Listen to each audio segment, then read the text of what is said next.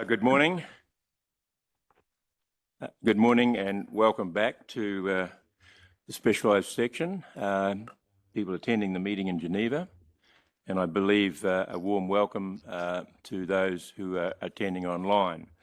So this morning we're entering into the Sustainable Meat and Livestock, and so we have guest speakers. But before we even start the proceedings, I'll just hand over to the Secretariat so that everybody online is aware of their capabilities. We want to have full engagement, but we also want to have it in an orderly manner. So maybe the Secretariat, you can give some rules. Thank you.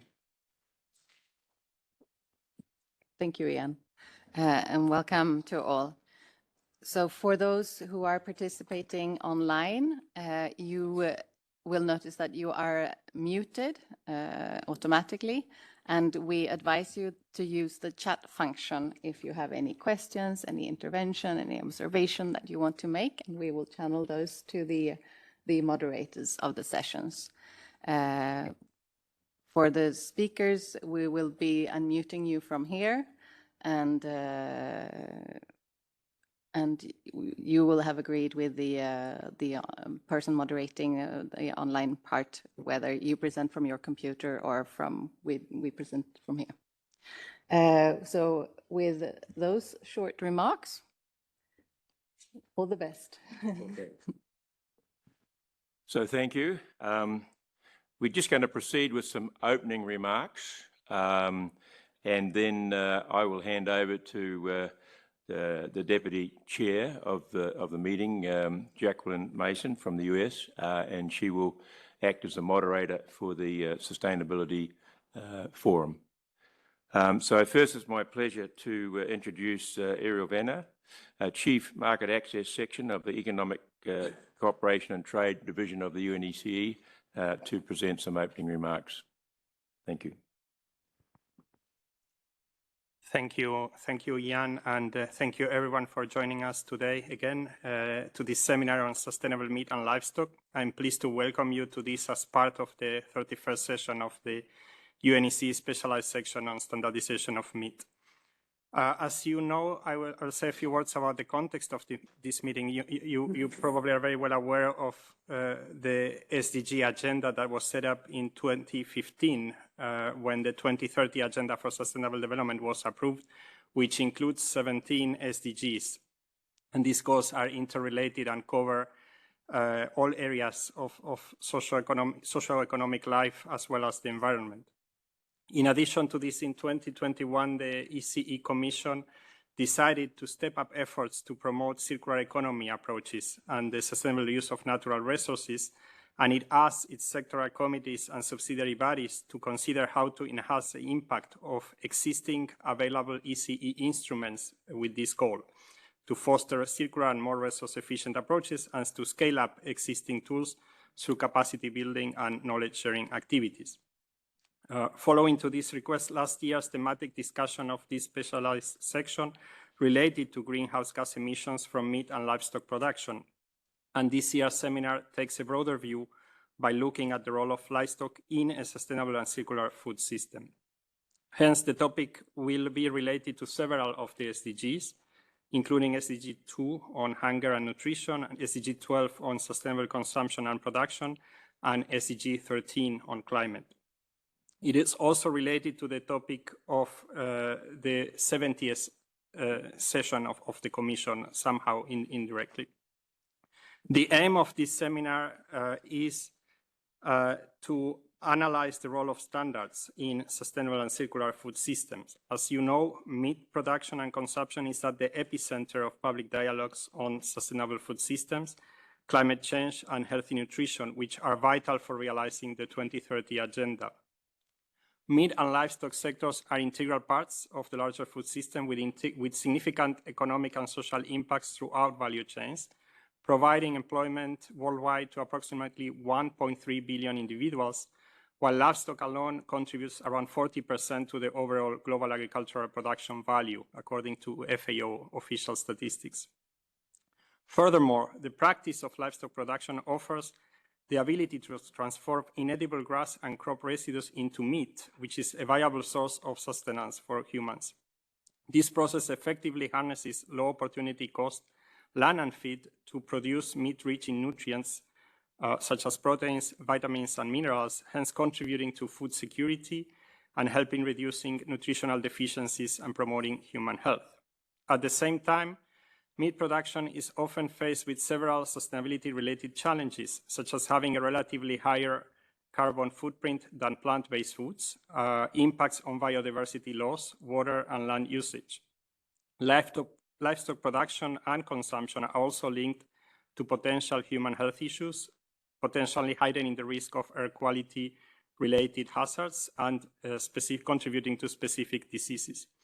All these issues merit a nuanced reflection on the role of livestock production, and I hope that today's seminar will emphasize the need for comprehensive and multifaceted approaches to understanding the impacts of livestock production and consumption, underscoring the importance of standards in the meat value chain and moving towards more sustainable and circular food systems. When it comes to UNECE work, the work on agricultural quality standards stretches back many decades, as we said yesterday, and standards are still at the core of this work. And I'm delighted to see that this specialized section is integrating the topic of sustainability and circularity into its program of work, in line with the SDG agenda and the decisions of the recent decisions of the ECE Commission. I hope that the discussion that we have today will contribute to this group's future program of work and agenda. And while 3 hours may not be comprehensively enough to address all the different aspects that this issue merits, I hope we will still manage to reach substantive conclusions and that they will influence our future activities. I will look forward to the outcomes and wish you successful deliberations. Thank you, Ian, and give back the floor to you. Thank you very much, Ariel. And I think that really summarises the work that we've undertaken and, again, the goals and objectives that we've set ourselves from the Specialised Section Group. It's now my pleasure to welcome, who is online, Aaron Rasman, who's the Senior Animal Production Health Officer for the FAO in the Regional Office for Europe and Central Asia. So the floor is yours, Aaron. Thank you.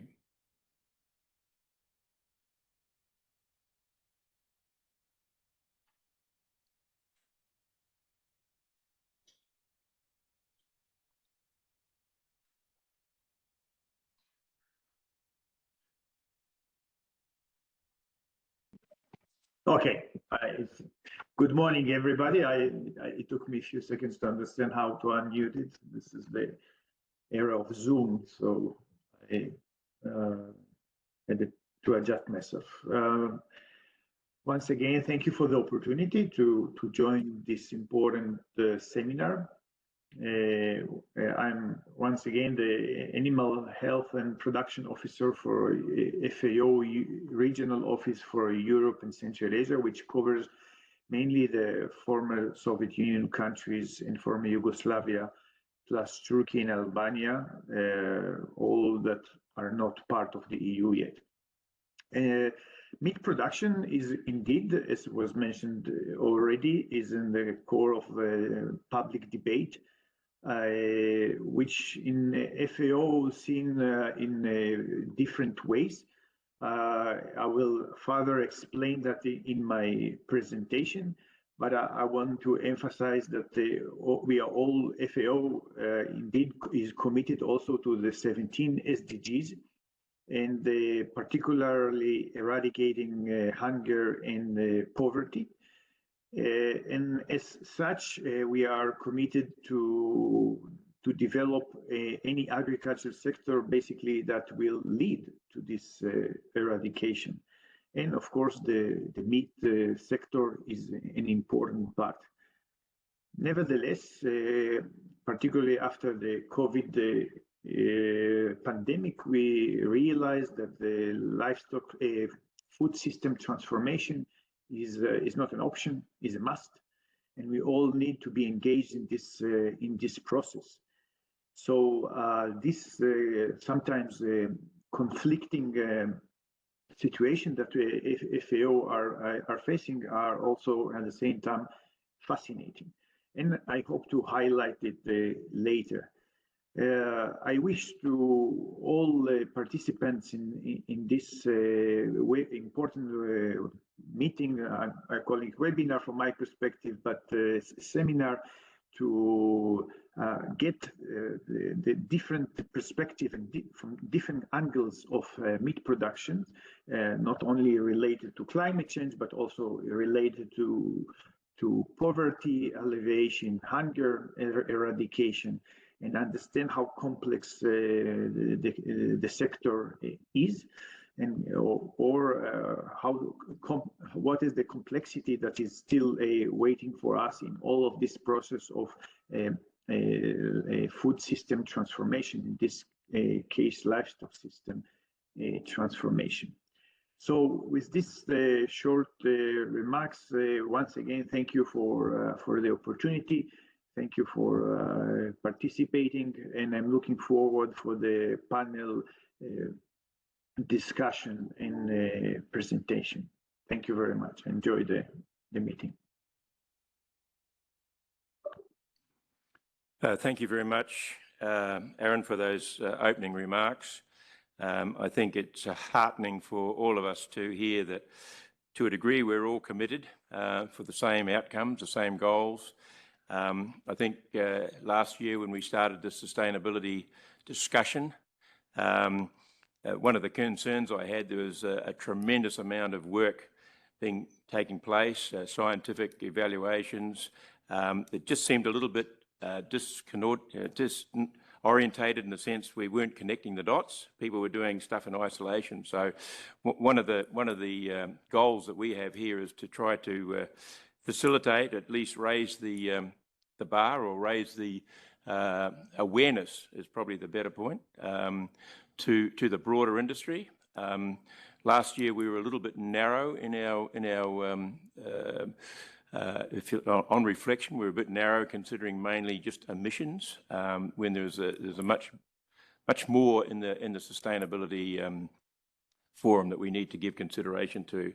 But quite rightly, at the end of the day, at the end of the forum, we will have a session about what role standards would have in underpinning, I guess, claims, and underpinning some of the transition that you referred to, and importantly, what role the ECE would have in supporting those standards, or even at some stage being an international body, potentially the custodian of those standards. So the whole forum this morning is about bringing ourselves back to an update, I guess, on the science, an update on the work that's happening around the world, and to endeavour to identify how we can promote the work, how we can underpin the work, how we can work together, I think, at the end of the day, and reconnect some of those dots that may well not be connected at the moment. So my thanks to the opening presentations. Appreciate the message that's been conveyed to all of us. And now to get on with the forum, I'd just simply like to hand over to Jacqueline Mason, who's the Vice Chair of the Specialised Section of Standardisation of Meat. She's from the US, and she's going to serve as the moderator for this session. So the floor is yours, Jacqueline. Thank you. Thank you so much. So as Ian and Ariel and Aaron have already alluded, in order to gain a broader understanding of the multifaceted approach and role of livestock in sustainable and circular food systems, we've assembled a panel to discuss the positive and negative impacts of livestock production and its role and impact in these circular and sustainable food systems. So our first speaker today, who I believe is joining us online, is Hannah, and she is an associate professor at the, and I apologize for any mispronunciations this morning, Wageningen University Farming Systems Ecology Group. Hannah and her team focus on the environmental benefits of using human inedible sources as livestock feed. They've developed a circular food systems model where stakeholders can co-design and evaluate food systems that secure human and planetary health. And today we're excited to learn from Hannah about this food systems model and its role in the human and planetary health. So Hannah, please take it away.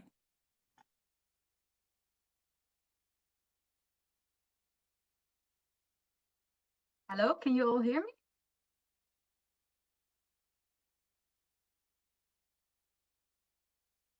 Hello? Yes, we can hear you. Ah, great. Thank you so much for the confirmation. Hello, I'm Hannah van Zanten. It's a great honor to be here today and online and to present our work to you. So I'm Hannah van Zanten. I'm interim chairholder at the Farming Systems Ecology Group at Wageningen University and visiting professor at Cornell University. And I will present my work on the potential of redesigning the food system towards a circular food system to respect human and planetary health.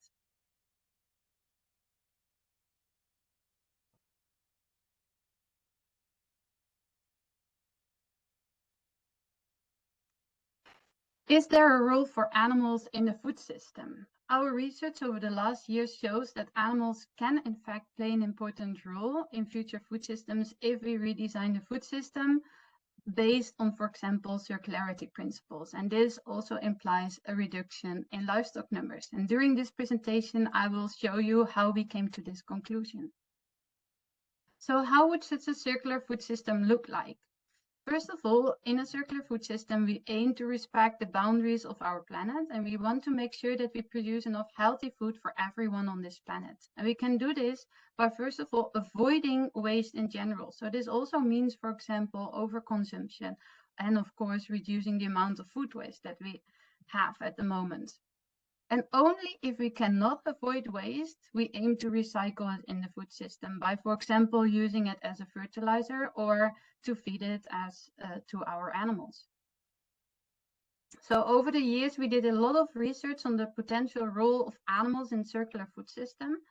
And in one of our very first review papers, we found that if we feed animals only with the leftover streams, so products that we cannot or do not want to consume, we can produce between 9 and 23 grams of protein per person per day. Well, we need around 60 grams of protein per person per day.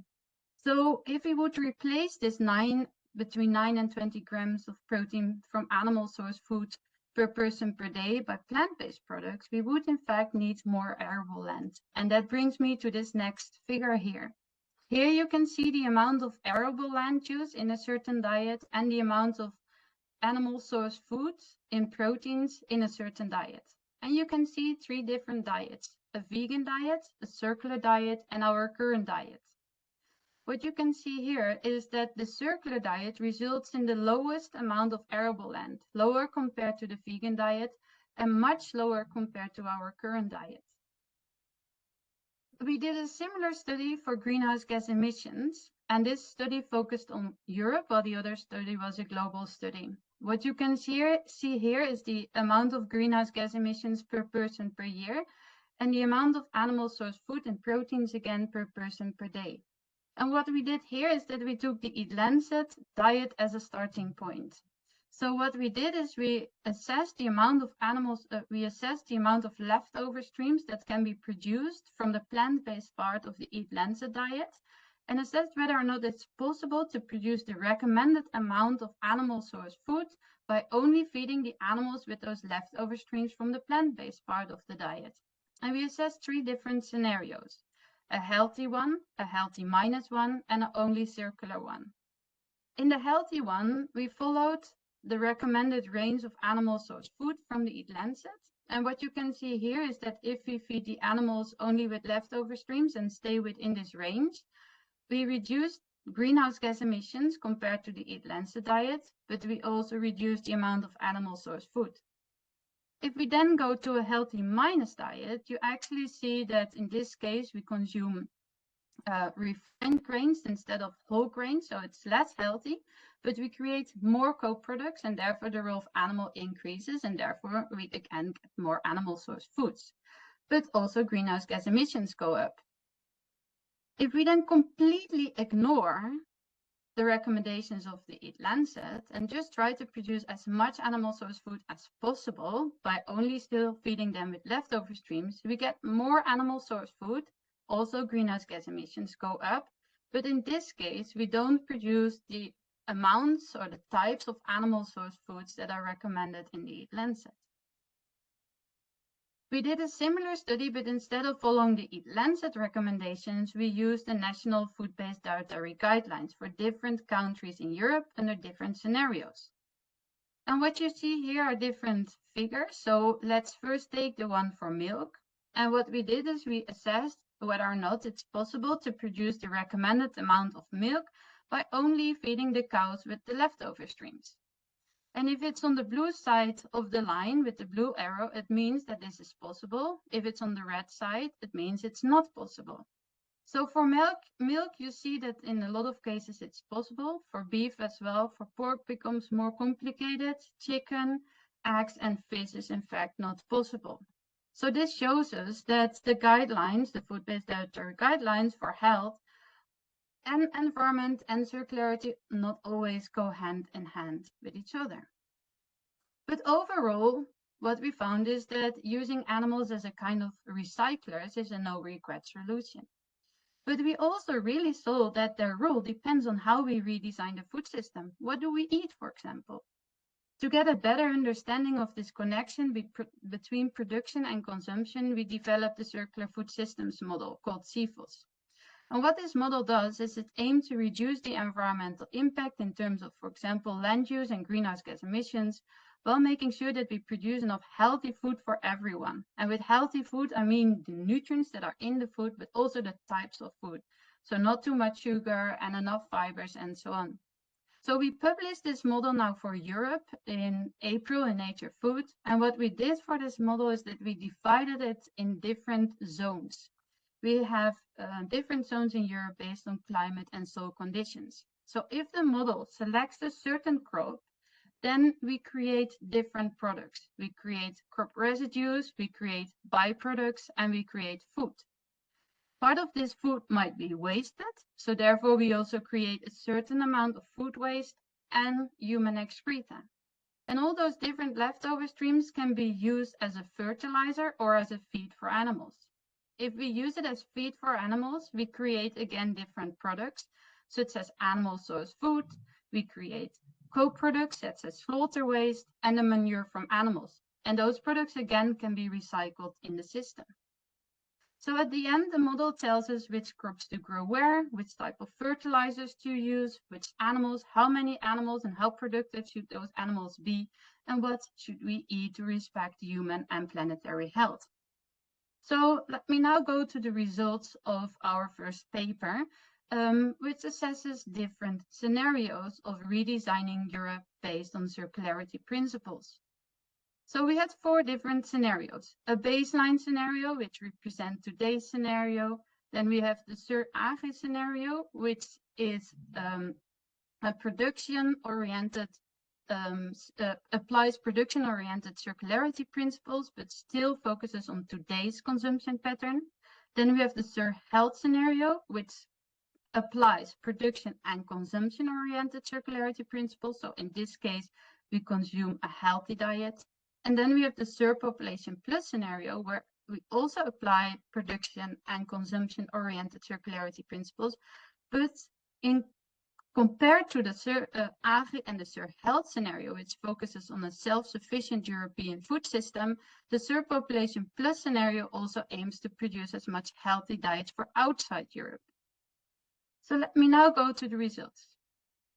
If we look at land use, then we see that the Sur-Agri and the Sur-Health scenario, agricultural land, so arable land plus grassland, is reduced with 71%, while in the Surpopulation Plus, land largely remains the same.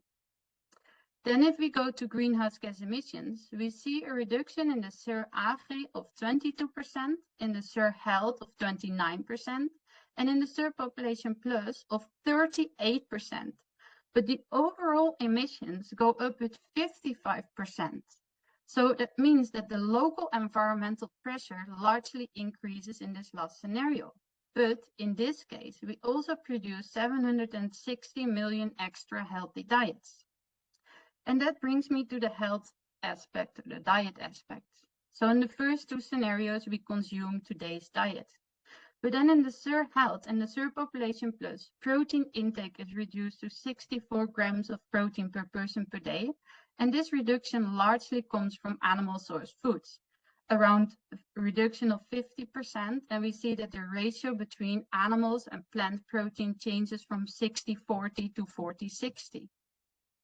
This, of course, also has a large implication of our animal and crop production systems. So let me first go to the animal systems. So in the first two scenarios, we largely remain our current animal numbers. But the large difference between the SUR Agri and the SUR Agri and the Agri-based scenario is that compared to today, we actually will have more meat from pigs compared to beef. So what we modeled is the same amount of animal source food on a food group level. So the same amount of meat, but the meat comes from different animal systems.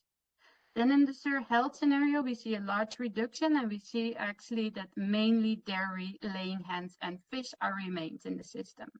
And then in the SUR Population Plus, we see that dairy and fish actually increases, and the other animals largely decreases. This doesn't mean that the consumption goes up, but in this case, we also produce for other parts of the world. So if we then focus on the crop production systems, in today's systems, we have a lot of grains and oil crops, so large monocultures. Well, if we then look at the new scenarios, especially the SUR Health, we see a large reduction in the amount of grassland, and we see more diversification of the cropping systems, so more pulses and more vegetables, for example. So I realized that this redesign is rather radical, but it builds on all things that we can in fact do today, like using sustainable energy sources, consume a healthy diet, avoid waste, or actually, if we cannot avoid it, recycle it in the most efficient way, use human excreta, and more diversification of our cropping systems. I would like to stress that the scenarios that I presented to you today are one potential or some options of how to redesign the food system. And I, of course, can think of a million potential scenarios. But what we really would like to do is to develop those scenarios in consultation with you. So that's why we are also developing serious games, which allows us to actually redesign scenarios together and then model them to actually show the impact of such transitions. But what is the key message is that if we redesign the food system based on circularity principles, we can really reduce the environmental impact while still producing healthy diets. So to come to my conclusion, our research shows that animals can have an important role in future food systems, but this will mean a large reduction in animal numbers. And it also requires changes in both production and consumption. And to really understand this, we need careful research that uses a food systems approach so we can understand all the interlinkages within the food system. Thank you so much for your attention.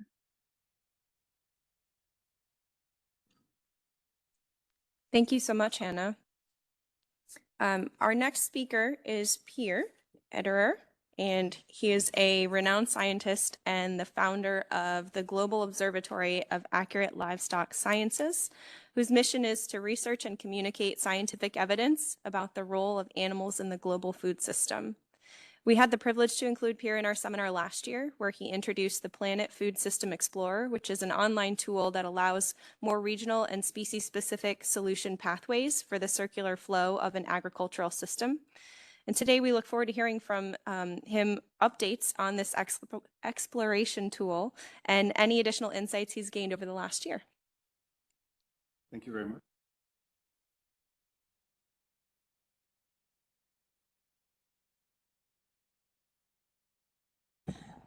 No, how do I move the slides? Oh, they will do that for you. Ah, you will do it. Okay. You're not in control. All right. Thank you very much for inviting me to this meeting again. I want to point you towards resources that are available in this discussion. And the first resource that I want to point you towards is, if I can have the next slide, please, the Dublin Declaration of Scientists, which was launched last year in October. And what this declaration is calling for primarily is that really scientific evidence of the type that Hannah, for instance, just showed us should be the basis for policy on livestock. And this may sound like, okay, what else should be the basis for policy, right? But we as a scientific community are sometimes very concerned that actually it's not scientific evidence that is driving the policy on livestock. And so it's an open signature for scientists. We curate every single signature, just make sure that there's no Mickey Mouses and Dublin Ducks, Donald Ducks signing this. We also check that every signature is actually affiliated with a university. So, for instance, livestock researchers who are working at a company but do not have a university affiliation are not allowed to sign this declaration. It's supposed to be really an objective, interest-free, conflict of interest-free declaration. We have at latest count 1,125 signatures on that declaration, and we feel it's a very powerful tool. All the names you can access, and that means you can also contact any of these scientists and ask them on any subject. If I may have the next slide. We had some pretty weighty endorsements of the Dublin Declaration. So, for instance, recently the IUCA Director General announced that IUCA had fully endorsed the declaration in their General Assembly. We also had, next one please, the European Union Agricultural Commissioner recommending the declaration fairly early on. And recently it was also published in Nature Food, a short commentary by my co-author, Frederic Lerat, and myself. So, so that's a resource that I would like to point you towards as that you can use for your policy making. Now, the Dublin Declaration is based ultimately, what's the scientific background? On the next slide, please.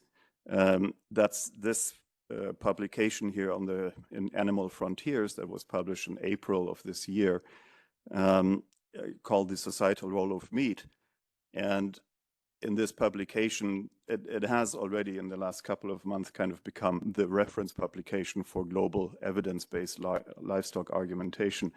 This particular issue has been downloaded more frequently than all 2 years of Animal Frontiers previous issues taken together. So it's been a very frequently viewed and downloaded publication. And the hallmark of this publication is that it looks at the livestock issues from all relevant aspects. So it looks from nutritional point of view, from a health point of view, from environmental, from climate, but also from economics, from ethics, from research. So you're looking at it from a complete surrounding, you kind of look at a 360-degree view of this. And it is written, hopefully, in such a way that policymakers can easily read it. So it's not written for scientists. It is actually really written for policymakers. There will be, the publication itself has been based on a summit that we called in October last year in Dublin, hence the word Dublin Declaration, and there will be a follow-up to that whole process next year in October in the United States. So we will keep on moving on that direction. So this is a second resource for you. A third resource, next slide, please.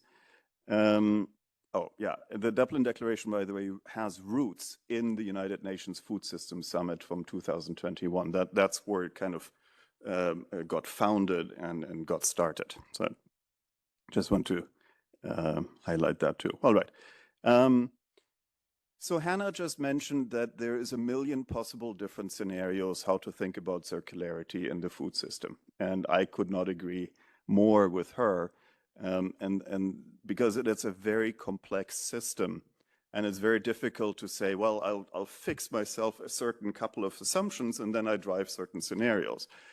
So we have to think in terms of scenarios. The system is just way too complicated to be able to say with certainty, well, that is the solution. So we have to think in terms of scenarios. And the Planet tool, which is freely accessible on the internet on that website that I show you here, is designed to do exactly that. So it tries to create a possibility for you to create your own scenarios. So for instance, Hannah just said that a healthy diet should be comprising of somewhere between 50 and 60 grams of protein per person per day. Well, what if you happen to believe that it should be 80 or 100 or 40, right? So I can give you, for any of these numbers, I can give you any number of scientists who will either say 40 grams is enough and others will say, no, 100 is the minimum. So and obviously that has huge implications on the design of the food system that you're thinking of, right? So this Planet tool, and in the course of the year we'll have more scenario capacities. The intention here is not for me as a researcher to decide what is the right protein per person per day, but that you as a user can decide that yourself, and then you can run your own scenarios. So here, this is another resource.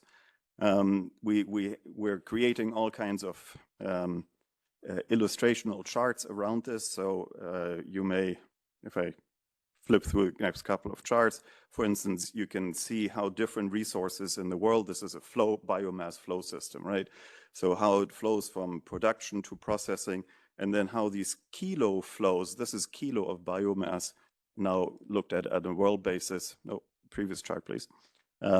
How they flow, for instance, how much flows go and what type of flows go into what species of animals.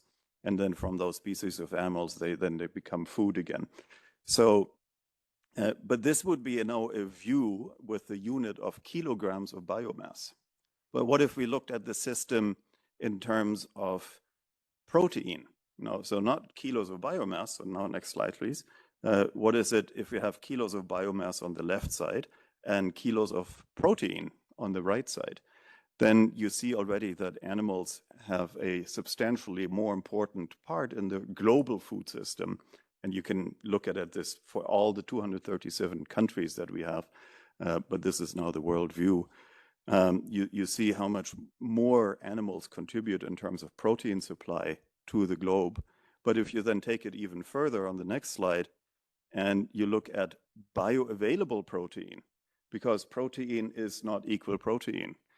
Animal proteins are far more bioavailable than plant proteins are. So if you adjust for that bioavailability of protein, you see that even on a global view, animals provide currently about 60% of the protein that is delivered or available to the consumers.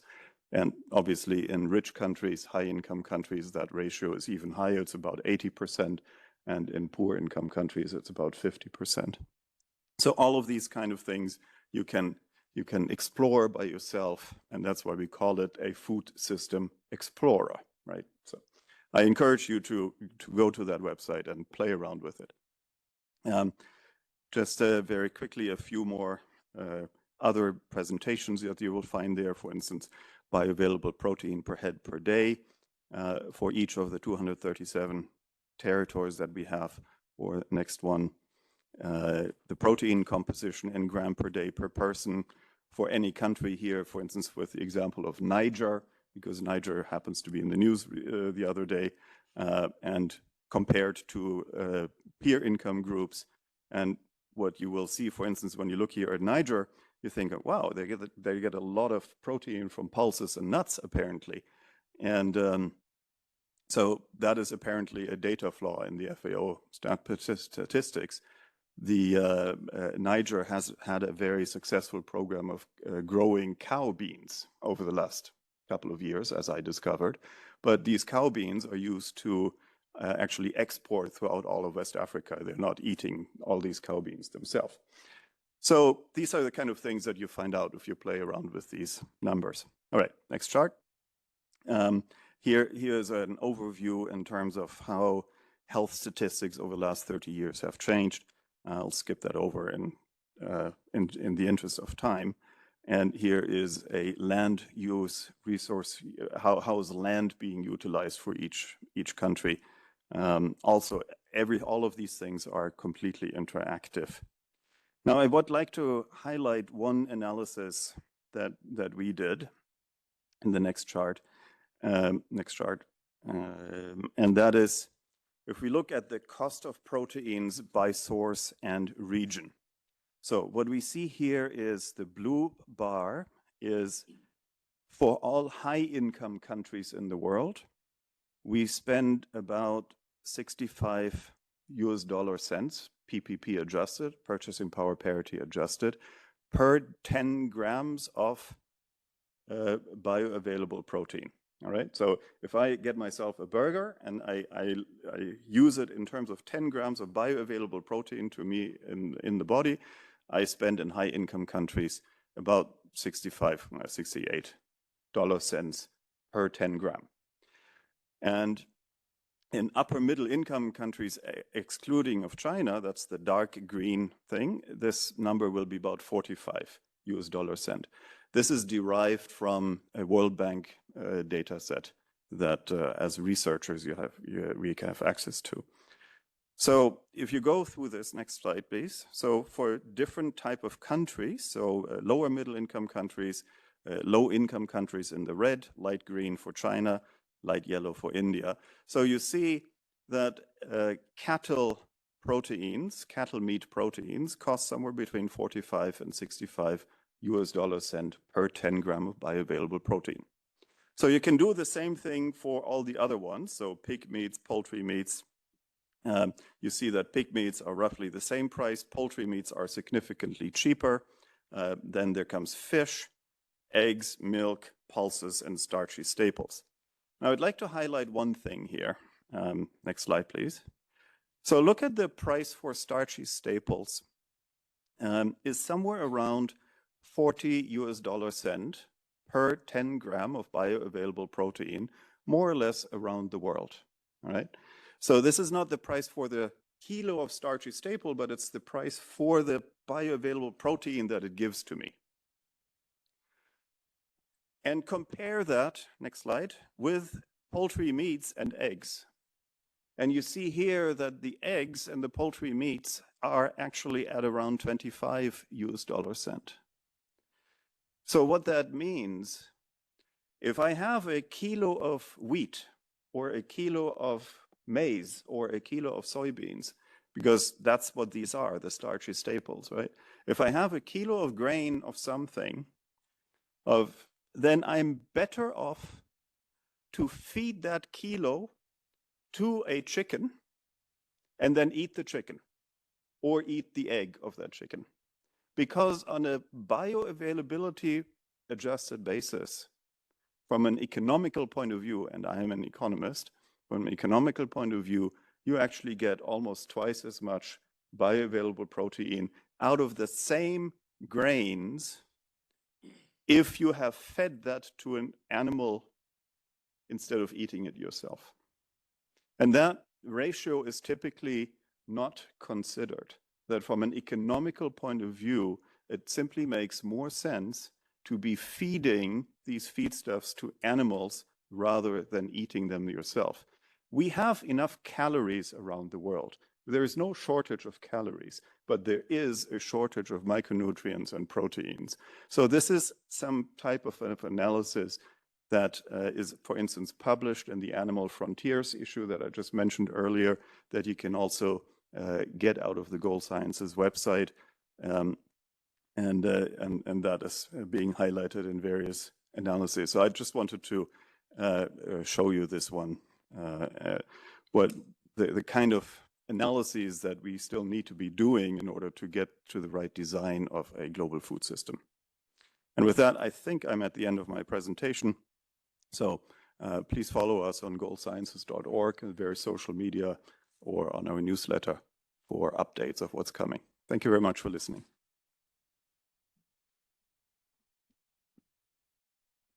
Thank you, Pierre. So we'll continue on to our next speaker, and then at the end, we'll have an opportunity for questions and everything.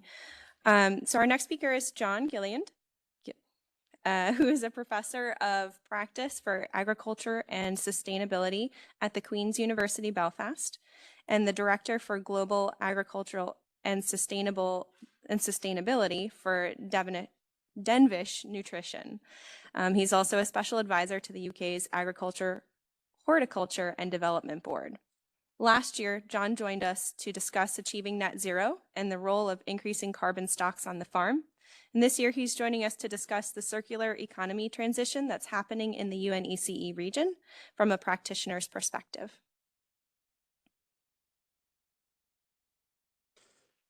Thank you very much. And can I thank you very much to invite me back for a second year. This time round, I want to just broaden out a little bit of what I said last year, but I'm still focusing at being a practitioner because that's what I am. I own a farm, I run a farm, but I also focus then in trying to populate this debate about sustainable land management and how we get farmers to go on a journey of their own volition in a bottom-up approach rather than a top-down approach. Next slide, please. So when I look at circularity, my bandwidth in circularity is actually looking at my business and the decisions I make within my business. On my farm, I don't have the privilege of looking at my journey through a single issue lens. I have to deliver multiple public goods, not single agendas. And that is everything from producing nutritionally dense and diverse food, improving soil health, building carbon stocks, improving water quality, driving biodiversity, but still being able to answer to the bank manager at the end of the year about what is the profitability of my business. And I make no bones about it that after producing nutritionally dense and diverse food, delivering on soil for me is the absolute foundation of any farming business. Next slide, please. So for the last year, I've had the privilege of being one of 15 people who oversee the European Commission Soil Mission Board. And I'm delighted to say that the European Commission has really started to prioritise soil health. And they have developed a policy framework on 3 legs. Key in that, the first leg is around actually having a soil observatory, creating a dashboard about our soil health. The second one is to create the Soil Mission Board, to which I'm a member of, and that is about how do we deliver improving our soil health, but also get citizen engagement, get practitioners engagement. And the third part of it is actually to bring forward a soil health law, all of it combined to deliver all soils in Europe to be of healthy status by 2050 and not at the expense of exporting degradation of soils in other parts of the world. We've now got this embedded across 12 different strategies within the Green Deal in the European Union. And next slide, please. And key in the work that the Soil Mission Board is doing is trying to hit the 2030 target is how do we deliver 100 living labs and lighthouses to lead the transition towards healthy soils.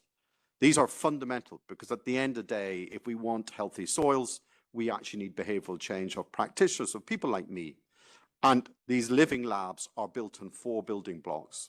One is around the research and innovation agenda about knowing our soils better. The second one then is engaging with practitioners and actually carrying out research on active commercial farms, just not research institutes. building soil monitoring programs around it, and then using that then for a soil literacy and communication campaign, but very clearly focusing at citizen engagement, that actually people understand that without healthy soils, we actually don't have a food system. Next slide, please. So what does that mean at a regional level? Well, I've been very fortunate in 2014, the Belfast government approached me to put together a multi-stakeholder expert working group to actually see, could we build a sustainable agricultural land management strategy and look at how we manage our land better.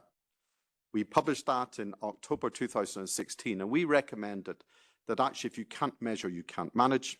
We don't actually know what state our soils are in because we don't measure them properly. And so our recommendation was that every field, every tree, every hedge in farms in Northern Ireland should be measured.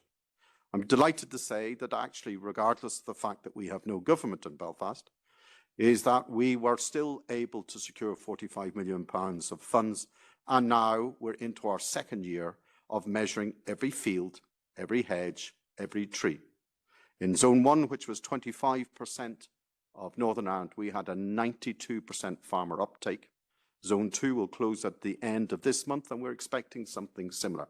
Farmers are engaging because they want to be empowered with better knowledge about their own farm and its interrelation then with water quality and how they go forward.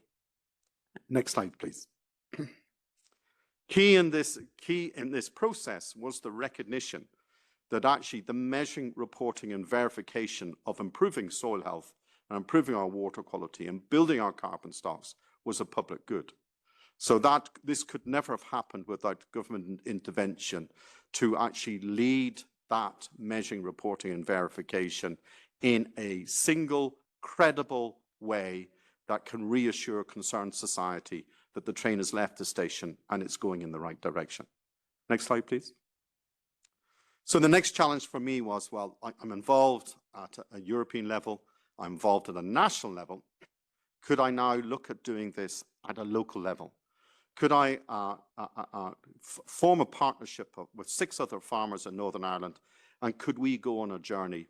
Our journey not only towards net zero, but also looking at what are the other multiple benefits that I produce on my farm and my 6 fellow farmers. And you can see the 7 of us there. We're geographically spread, we're enterprise spread, we're soil type spread, and we're climatically spread. Next slide, please.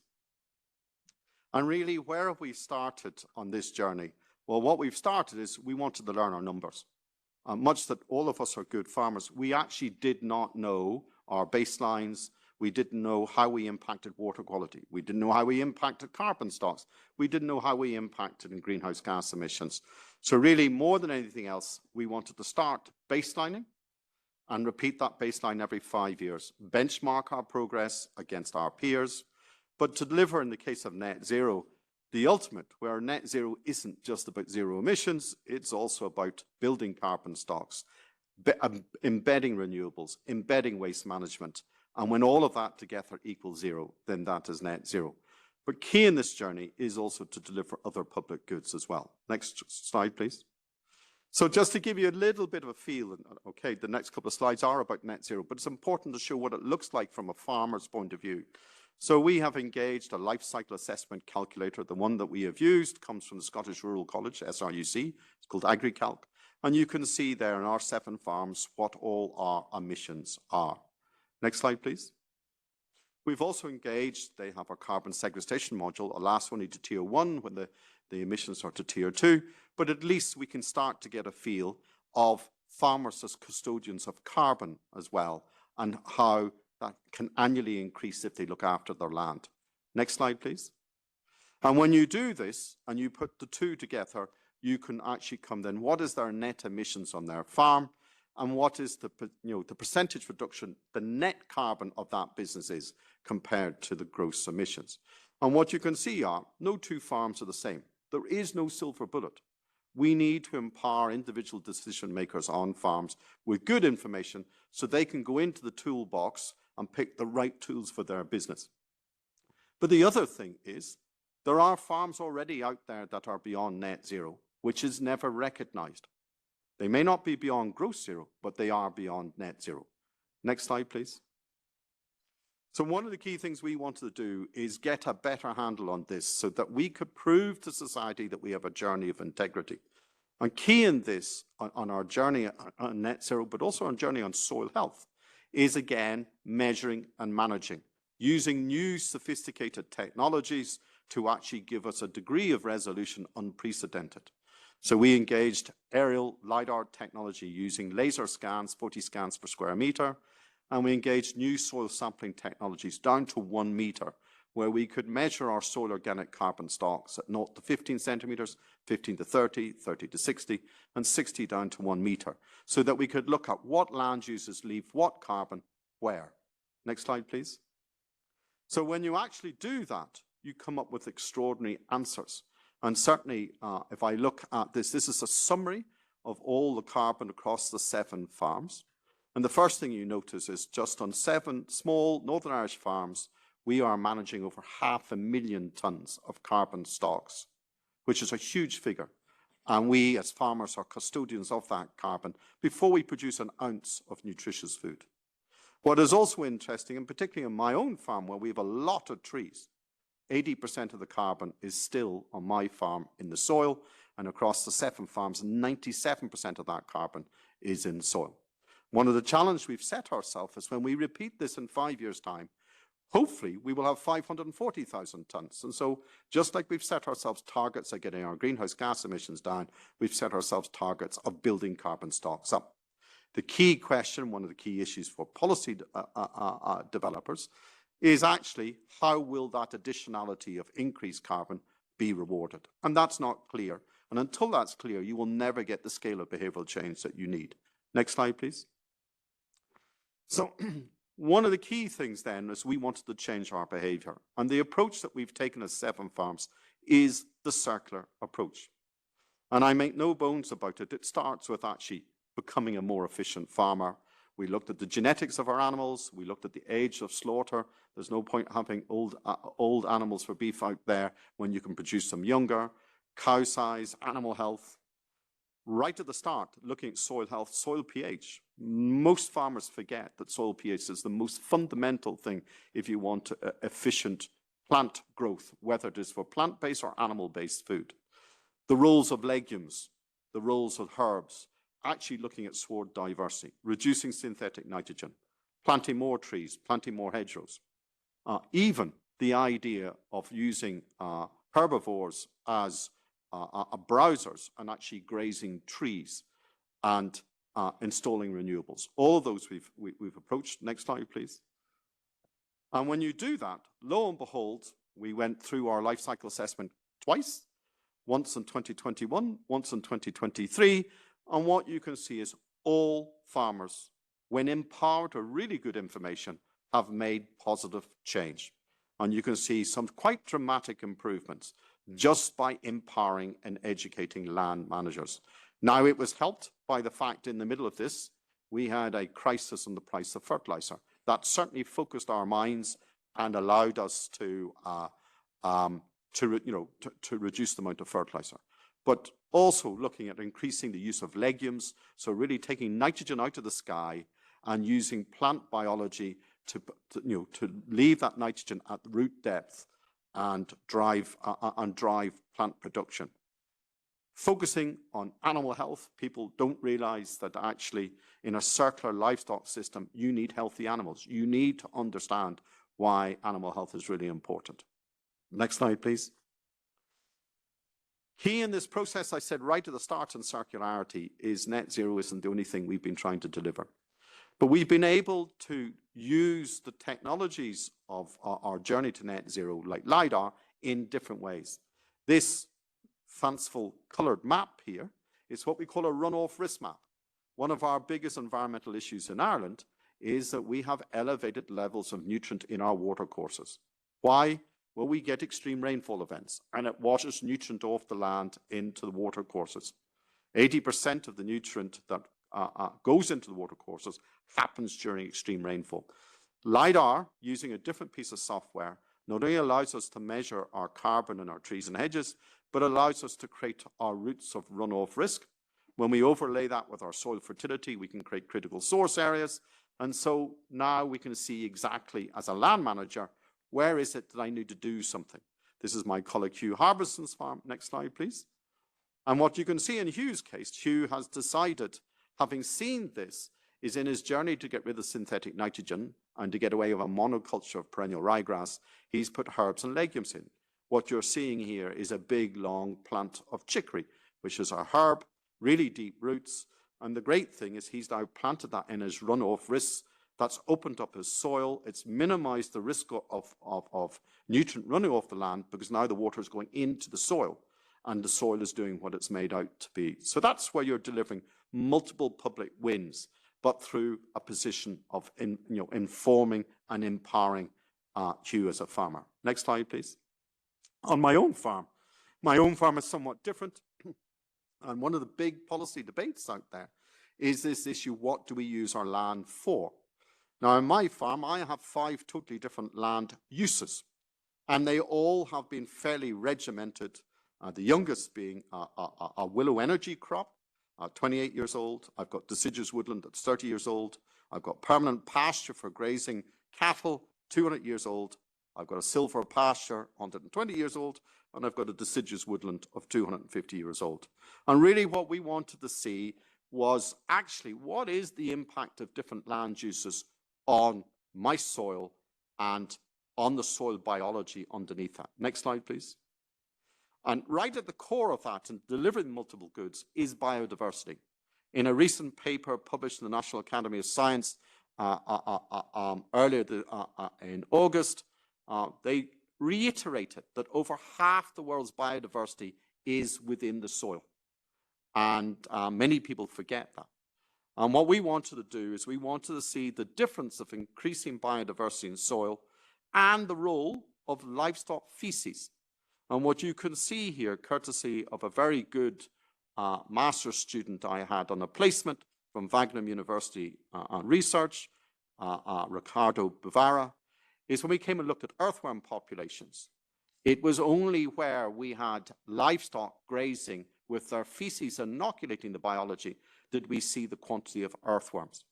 When we look at our bacteria and fungi communities, again, what we're seeing is a far greater proportion of biology and biodiversity where livestock actually graze, and that circular inoculant of the microbiome being defecated out of the cow and inoculating the soil biology.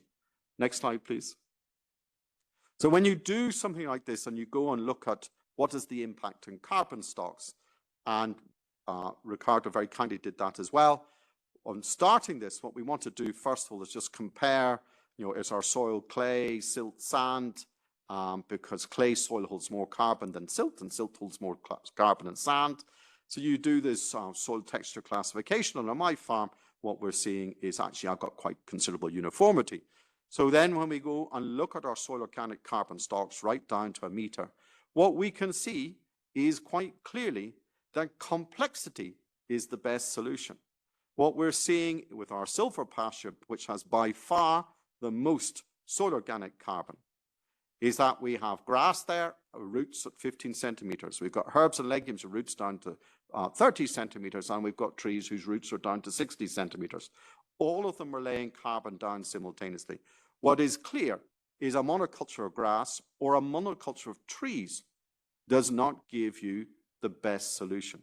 The best solution on our farm is this diversity, this complex situation where you're delivering multiple public goods at the one time.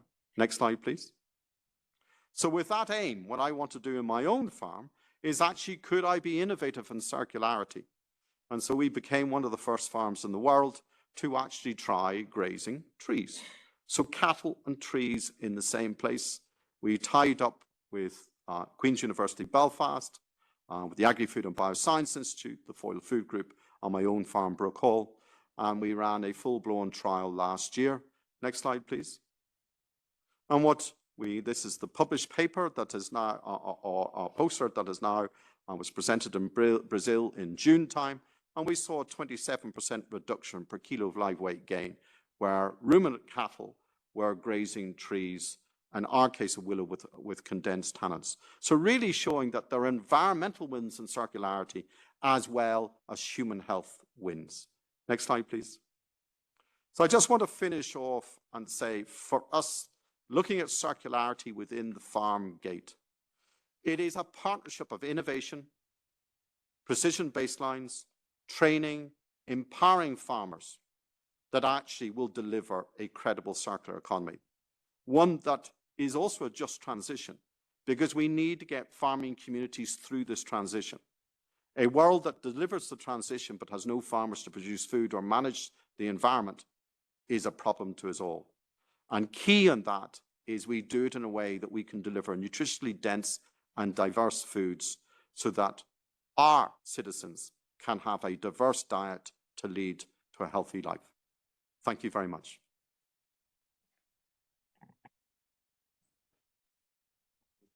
Thank you so much, John.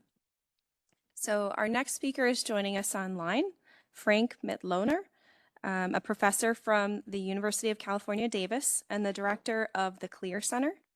Frank studies migrations of air emissions from livestock operations, as well as the implications of these emissions of the health of farm workers in neighboring communities. Last year, Frank joined us in our seminar to explain the cycle of methane, its global budget, and the management of methane and other gases in livestock. And today we're privileged to have him available to continue that discussion and provide updates on methane management efforts over the last year.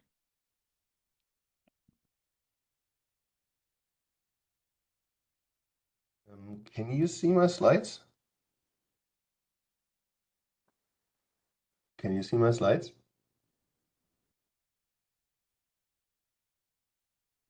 Yes, you're good.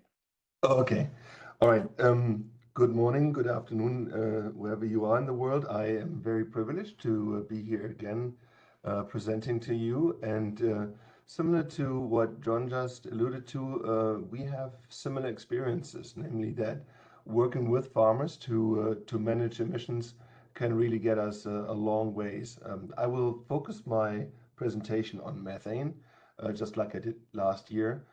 But with some new insights as to developments that we have seen here in North America. So it's of no surprise that of all greenhouse gas emissions in the world, agriculture plays a pretty strong role. Globally, the FAO currently estimates that about 11%, their former estimate was 14.5%, now 11% of greenhouse gases stem from livestock, so certainly a number that we seek to further reduce. We also know what the 800-pound gorilla is, which is the use of fossil fuels. In a place like the United States, we also have fossil fuels as the main culprit of greenhouse gas emissions, but livestock contributes to 4% of total emissions according to the EPA. You see here at the bottom there in orange, beef, and then in light blue, other animal ag related greenhouse gas emissions. So while it doesn't look like very much on this slide, it is still a considerable number of 4% that livestock contributes to our greenhouse gas inventory. Everybody, I guess, is familiar with the way that we compare different greenhouse gases.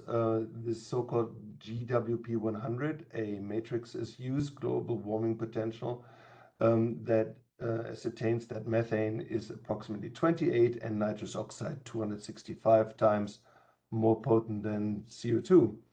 But while this slide makes you think that methane is pretty much a carbon dioxide on steroids, there's more nuance to it than what meets the eye. So GWP 100 is a matrix that has become controversial in some respects, but it is still the one that is currently used most widely. Why controversial? Why is GWP 100 criticized? Well, if you look at methane, you find that methane is not just simply emitted by different sources. And on this slide, you see global methane sources on the left, fossil fuel production, agriculture, biomass burning, wetlands, and so on. All of them combined amount to a total of 558, let's call it 560 teragrams. On the right side, you see total sinks of methane, and they amount to a total of 548. Let's call that 550. And a large arrow pointing down, 515 teragrams, and it's titled with the words sink from chemical reactions in the atmosphere, which means that methane is actually destroyed in the atmosphere by so-called hydroxyl radicals. And that happens within a relatively short time frame. And that means if we look at the global methane budget, then we need to subtract the sinks from the sources and account correctly for the atmospheric removal of this gas, which is currently not happening appropriately when you look at GWP 100. What also complicates things is that the carbon that ends up in biogenic methane takes a different route compared to the carbon that ends up in fossil methane or fossil greenhouse gases. What you see on this slide here, starting with atmospheric CO2, is how the biogenic carbon cycle starts. It's atmospheric CO2 that's taken on by plants that our animals eat during photosynthesis, and then those plants convert that carbon into cellulose, the world's most abundant biomass, as well as starch. Our animals, particularly in this case ruminants, eat that feed carbohydrate, that cellulose in this case, and in their rumen they produce methane. But is this C in the CH4 in that methane, is that C really new and additional? Does it always cause additional warming, or is it not new additional? And the answer to this is that by and large, the carbon that's contained in this methane, in this biogenic methane, used to be in the atmosphere before, but in a different form, in the form of atmospheric CO2. It then becomes what it used to be, namely atmospheric CO2 again. But this, ladies and gentlemen, is not new and additional CO2. This is recycled CO2 that used to be in the atmosphere before. So the biogenic carbon cycle, in this case here from grazing ruminants, is one of carbon moving from one form to another, which by no means means that this methane doesn't matter, that we should not worry about it. Because while this carbon is in the form of methane, it traps heat from the sun and therefore contributes to global warming. But it is still important to mention that this carbon, if it comes from constant herds of animals, does not add to additional warming. And the reason is that this gas is not just produced, but it's also destroyed through this process called hydroxyl oxidation. This is in contrast to other forms of carbon producing greenhouse gases. What you see here in black is fossil fuels, which is formerly animal and plant material that died, decayed, fossilized hundreds of millions of years ago, accumulated underground, and over the last 70 years, humans extracted about half of all that fossil carbon, and we burned it with cars, trucks, trains, planes, ships, power plants, and so on, converting this fossil carbon that was in the ground into atmospheric carbon that is now in the atmosphere, where it accumulates and where it always adds additional warming. This fossil carbon always adds additional warming, and that is in sharp contrast to the biogenic carbon, which must not necessarily add to additional warming and additional carbon in the atmosphere. Colleagues from Oxford University years ago said, well, what we are doing currently, quantifying the warming impact of methane is really inappropriate. They said that this matrix GWP 100 overestimates the impact of methane from constant sources by a factor of 4. And that's the impact of methane on warming by a factor of 4. And they suggested a new matrix that they developed called GWP star, which actually takes better care of characterizing short-lived effects of methane, and it accounts for the short lifespan and its atmospheric removal. To my great pleasure, last year or 2 years ago, the Intergovernmental Panel for Climate Change, IPCC, agreed with the first bullet point and I read it to you. This was in the IPCC AR6 report. It says here in this yellow box, expressing methane emissions as CO2 equivalent emissions using GWP 100 overstates the effect of constant methane emissions on global surface temperatures by a factor of 3 to 4. Mentioned also throughout the AR6 report is this GWP star matrix that I alluded to a minute ago.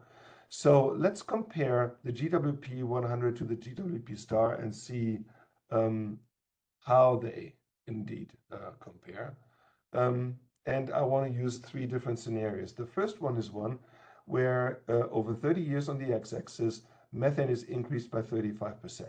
In the second case, methane is held relatively stable. It's slightly reduced by 10%. And the third one is we see a scenario where methane is strongly reduced by 35%. How would GWP 100, the matrix that's used throughout the world, characterize increasing, stable, and decreasing methane scenarios? It would indeed characterize them as adding significant amount of new additional CO2 equivalent emissions to the atmosphere, causing a lot of new and additional warming. Let's contrast that to GWP star. GWP star, this new matrix from Oxford, agrees only with GWP 100 in the top scenario. Yes, adding a lot of additional methane causes a lot of additional warming, and that's the blue north of the x-axis. But now let's see what happens if you slightly reduce methane over time. Then you don't see any blue north of the x-axis, and that is because we are now replenishing less methane than is destroyed. And that means if you slightly reduce methane, then over time you see a negative sign in front of the number, and that means not positive warming, but negative warming. The colleagues from Oxford here call it cooling. I don't call it cooling because the term is a little provocative to some. But negative warming, what you see in the bottom scenario is a strong reduction of methane causing a lot of negative warming. So in other words, we are pulling a lot of warming from our atmosphere when we reduce methane. And that is what we are seeking out to do. Allow me to give you a case study from California where I reside. Our livestock sector is tasked to reducing methane by 40%, 40. And that has to be achieved by the year 2030. And the public sector is supporting the dairy and livestock sector to achieving that task, first through grants, helping them to install capital investments like these covered lagoons that you see here. So manure lagoons are now covered. The resulting biogas that's generated underneath, 60% of which is methane, is now not going into the air, but it's trapped underneath. And then not burned directly, but converted into transportation fuels to run vehicle fleets. This technology has been incentivized through the use of carbon credits. So producers who produce not just milk anymore, but now also fuels, receive carbon credits, and they are significant enough for many dairies to jump onto this train. So far, our dairy sector has reduced 2.5 million metric tons of CO2e, and that means has achieved 30% of the dairy sector's methane reduction goal. This is what it looks like when you take this dairy renewable natural gas and you put it into heavy-duty trucks like those ones depicted. So this is really a double whammy because you're reducing emissions on the dairy and you are reducing emissions in the transportation sector. This slide here shows on the x-axis the years 2020 to 2030, on the y-axis global warming equivalents, and in gray it shows business as usual. If we run business as usual, then we will never reach or cross the x-axis, which means we will never cross climate neutrality, the point by which a sector no longer adds additional warming. But if you look at the light blue, that depicts a 40% methane reduction for manure only. Then if 40% of methane indeed is reduced, you see that by 2027, we will not add additional warming from the dairy sector to our planet. If you, in addition to the manure reduction of methane, you also add 10%, 10.6 of enteric methane reduction, then you see the dark blue scenario developing. And that really means that if we reduce methane, and strongly so, then we can achieve a point by which we don't cause additional warming to our atmosphere. We wrote a case study. If you want to take a photo of this QR code, please feel free to do so, called Meeting the Call, where two of my colleagues and I wrote how this policy of 40% methane reduction can and is making its way into reality, and how farmers are grabbing this bull by the horns, are working on methane reductions, and successfully so, and how that helps our state achieve its goals of 40% reductions. I just want to point out the dairy sector alone here in California, which is the strongest in the United States, is asked to reduce 7.2 million metric tons of CO2e, 7.2. So how are we doing? So we have a slight reduction of the cattle herd, which is a result of increasing efficiencies, and that will amount to anywhere between 2.6 to 3.3 million metric tons. We have some alternative manure management strategies. They have a relatively modest reduction potential. Then we have these so-called anaerobic digesters, these covered lagoons. They will have the lion's share of reductions, 4 million metric tons.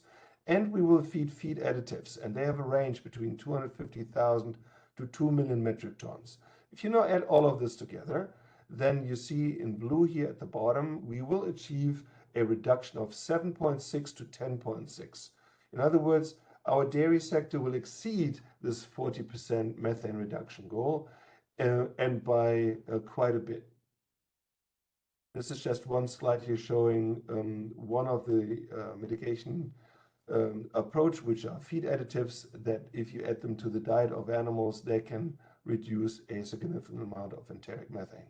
So all of this combined, use of technologies around manure, around feed, along with low methane breeding, which is a very interesting new approach. The New Zealanders are working on methane vaccines. Others are working on boluses, capsules that you lodge in the rumen of the animals to reduce methane. All of these technologies combined will achieve very substantive reductions of methane, helping our dairy, our beef, our ruminant sectors drastically reduce its methane impact, and therefore help them be part of a climate solution. And with that, I want to point out the Clear Center webpage. Clear Center is what I'm the director of here at UC Davis, and I'm looking forward to answering questions that you might have later. Thank you. Thank you so much, Frank. Our final speaker for this portion of the seminar is Aaron Reisman, who we have already met very briefly earlier. Aaron is the Senior Animal Health Production Officer with the FAO Regional Office for Europe and Central Asia. Prior to joining FAO, Aaron worked as an independent consultant for animal health and production development projects. And today, he is joining us to discuss the outlook on global supply and demands, how this could affect sustainability efforts, and how the FAO is targeting their response. Thank you very much. I will share my screen so I can easier talk to you. I need a second for that.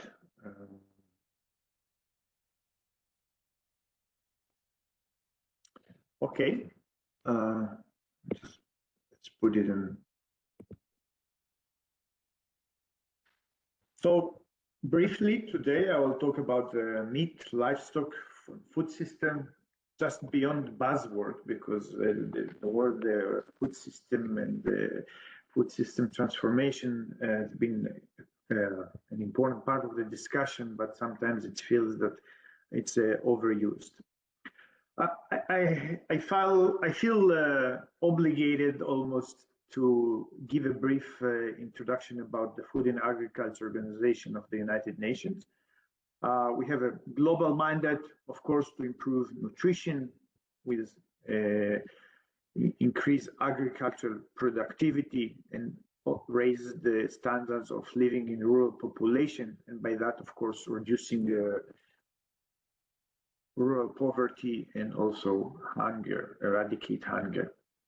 So by all of this, of course, the increase to contribute to the increased economic growth. FAO has offices basically in all developing countries with several regional offices in different continents, headquartered in Rome. I'm in our office in Budapest, in Budapest, Hungary. All our work is a larger framework, we can say, is on the 17 SDGs, which we all aim to accomplish by 2030. FAO is working on the 4 betters: better production, better nutrition, better environment. Lucky formula leads to better life, but it all comes down to the 17 SDGs. When me and myself as a veterinary epidemiologist, from our perspective in FAO, we see 3 main animal health threats, threats to the animal health and vice versa. So first is the risk of transboundary animal diseases, or what we call TADs, which includes also zoonotic, like avian influenza, or other diseases not zoonotic, like foot and mouth disease. Another one is antimicrobial resistance, which I will mention later, and of course climate change, which affect animal health in different ways. It all comes down also to One Health, where we try to combine or to address the animal health, human health, and the ecosystem all together. And FAO is on the front line in the advocacy for the One Health approach in our region or globally. Now, from my perspective, I must explain here shortly what is the difference between value chain and food system. I have to admit for myself, it took me a while to digest this difference, because I worked a lot on value chain. So value chain are all the inputs and outputs we put in a specific production of certain product, whether it's dairy or meat, poultry. So from the moment we start the production, all the inputs of feed and what we need for a farm to function, all the way down to the table of the consumer. You can say it from fork to table, or any other description of it, but it really comes into the production system. However, food system is rather seeing everything as an ecosystem. So it's not only the value chain, it's also all the environment, and how these are interacting together with the parts that are not necessarily related, directly related to the production system, but the environment itself. So I think this differentiation is very important when we come to talk about food systems, and remembering the difference. Now, when FAO is working, we come to face the fact that there are currently 7 billion people around the world, and we have more and more people to feed. As I understand, the human population in the world is going to increase till 2050, then probably we'll have a plateau, unless unpredicted disaster will happen, but that's what we expect. So combining with the fact that more and more people are not producing food, because in this century, or the end of the last century, the first time in human history, more people live in urban areas than in rural areas. We need to make sure that the rest of the people that do not work in producing food will produce enough for all people. Basically, we have 1 billion people that are hungry. 800 million people are going to bed hungry every year, and other people do not have enough calories every day.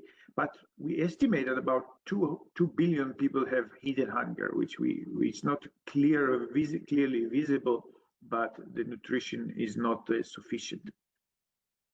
And on the other hand, we have 1.7 billion of overweight or even obese people. So this contradiction between the two words need to be compensated somehow or balanced somehow, and this is one of FAO major work. I have to, before I continue with the slide, I want to mention also that these slides were very clear slides were given me by ILRI, the International Livestock Research Institute, that explain very well the rest of the presentation, and I find it important to mention. But let's look only on Africa by 2050. As you can see here, the increase in human population is significant, and all of these people need to be fed, and needless to mention also on Asian part, South America, and other parts of the world as well. The livestock demand is increasing, and here you can see very well that how in developing countries you see a significant increase compared to developed countries, and there are several reasons for that.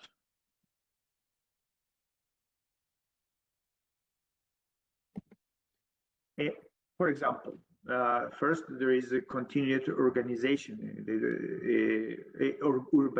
I'm sorry. People that go into the urban areas, there is a growing middle class, and which all obviously want to eat better, to have better access to proteins, easier access to protein. They have their purchase power is increased, so they want to enjoy life. This is in addition to the fact, as I mentioned, that the human population is increasing. There's also the impact of globalization, changing preference of people. But for me, from my perspective, I'm a veterinarian, I'm not an economist. The main factor is the growing of the middle class that want to, many families, millions of people are going out of poverty in their lifetime and they want to live better. And I think this is one of the best explanations for demand of animal source food. So we can say that more than 60% of food now is we need to be added compared to what we are producing now. 75% of this must come from producing more food from the same amount of land. Okay, so that's even more demanding. The higher production must be achieved while in the same time reducing poverty and addressing other environmental, social, and health challenges. So it's not only reducing poverty, from FAO perspective, it's also eradicating hunger.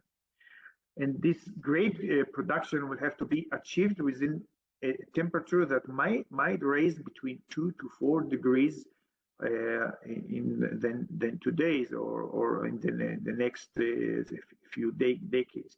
And this also it's not only about how we cope with the comfort zone of each of us. It's about how we really produce in this kind of conditions.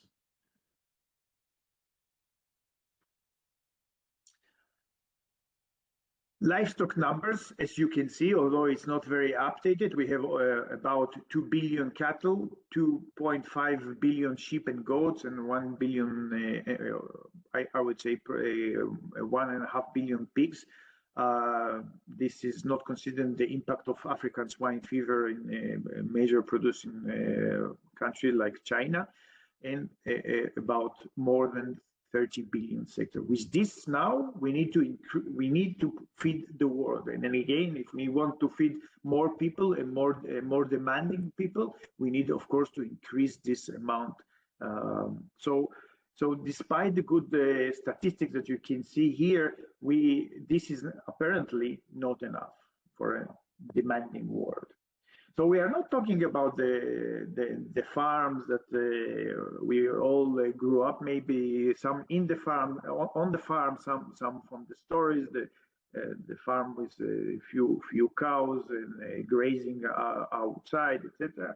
We are talking on really big operations of beef producing operations or huge dairy farms like in California, San Joaquin Valley.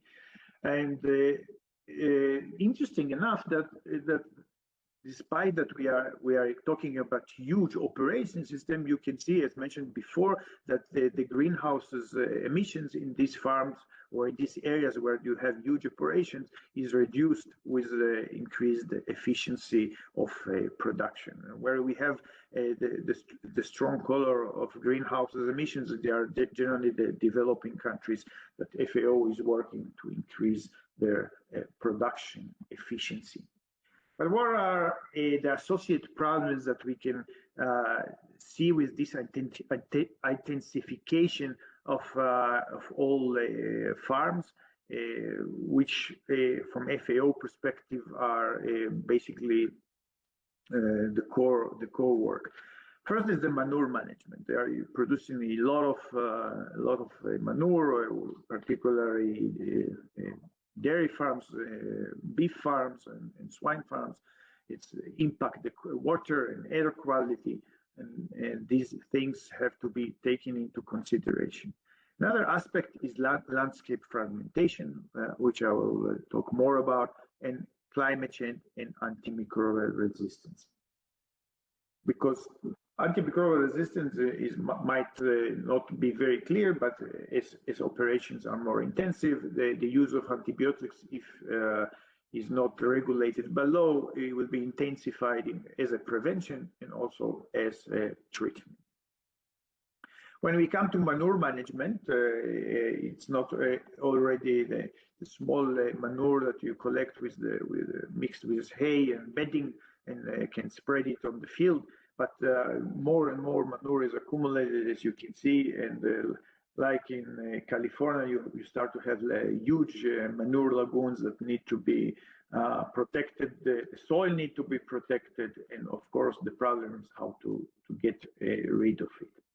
However, when we come to landscape fragmentation, the issues are quite different, because you have a lot of land for agriculture with small patches of natural habitat for wildlife. So the contact between wildlife and livestock is eventually directly or indirectly increased, and there is a risk of direct contamination by bacteria, viruses, or through vectors. So many of them are zoonotic diseases. And this is our main concern when we come to landscape fragmentation, increasing the area of agricultural land with living in the small patches of natural habitat. This, of course, in other countries is even worse, like in South America, when a huge land is cleared from forests to allow farming land. So again, this zoonotic disease concern, maybe it will be more familiar when we are talking about the transmission of diseases from wildlife, wild vertebrates like bats, rats, and even birds through other species of wildlife directly to livestock species like pigs, poultry, and even cattle. And in the middle, you can see sometimes the fact that there are parasites that go in between them and can transmit diseases. Again, the fact that there is a landscape fragmentation increases the contact between wildlife and livestock, and humans are in between in this interface and can be harmed. When we talk about climate change, I think a lot was mentioned here about the methane emissions. I think this is very, very clear, and I don't want to repeat other people words. But on the other hand, climate change can go as we can call it a double sword because you have the impact of climate change on animal health in many aspects, particularly vector-borne diseases or the disappearance of pasture and other aspects that are related to livestock production. When we talk about antibiotics, here you can see that the global distribution of veterinary antibiotic consumption, and you can see that really in developing countries, in the lack of control, it is the highest. And this, of course, comes with not only with the intensification of farms, increasing also the middle class, but the fact that the regulations are still not in place in terms of how to use antibiotics, how to purchase them, and how to use them prudently. So the main question that everybody in this webinar should ask, okay, what is FAO doing about it? And then briefly, I would like to mention about that. When we come to the One Health approach to avoid zoonotic, and by the way, this picture for me describes the best what is One Health. You see that both human and animals are depending on the environment health, and in this case is the water, healthy water for their own health. And that's really explained the importance of this interface for us.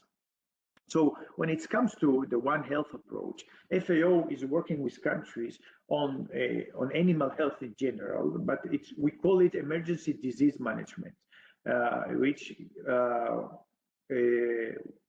it's about good emergency management practices. So I think after the Corona pandemic, everybody understands what is the importance of being prepared to prevent disease, to detect it online, and of course on time, and of course to respond to it rapidly.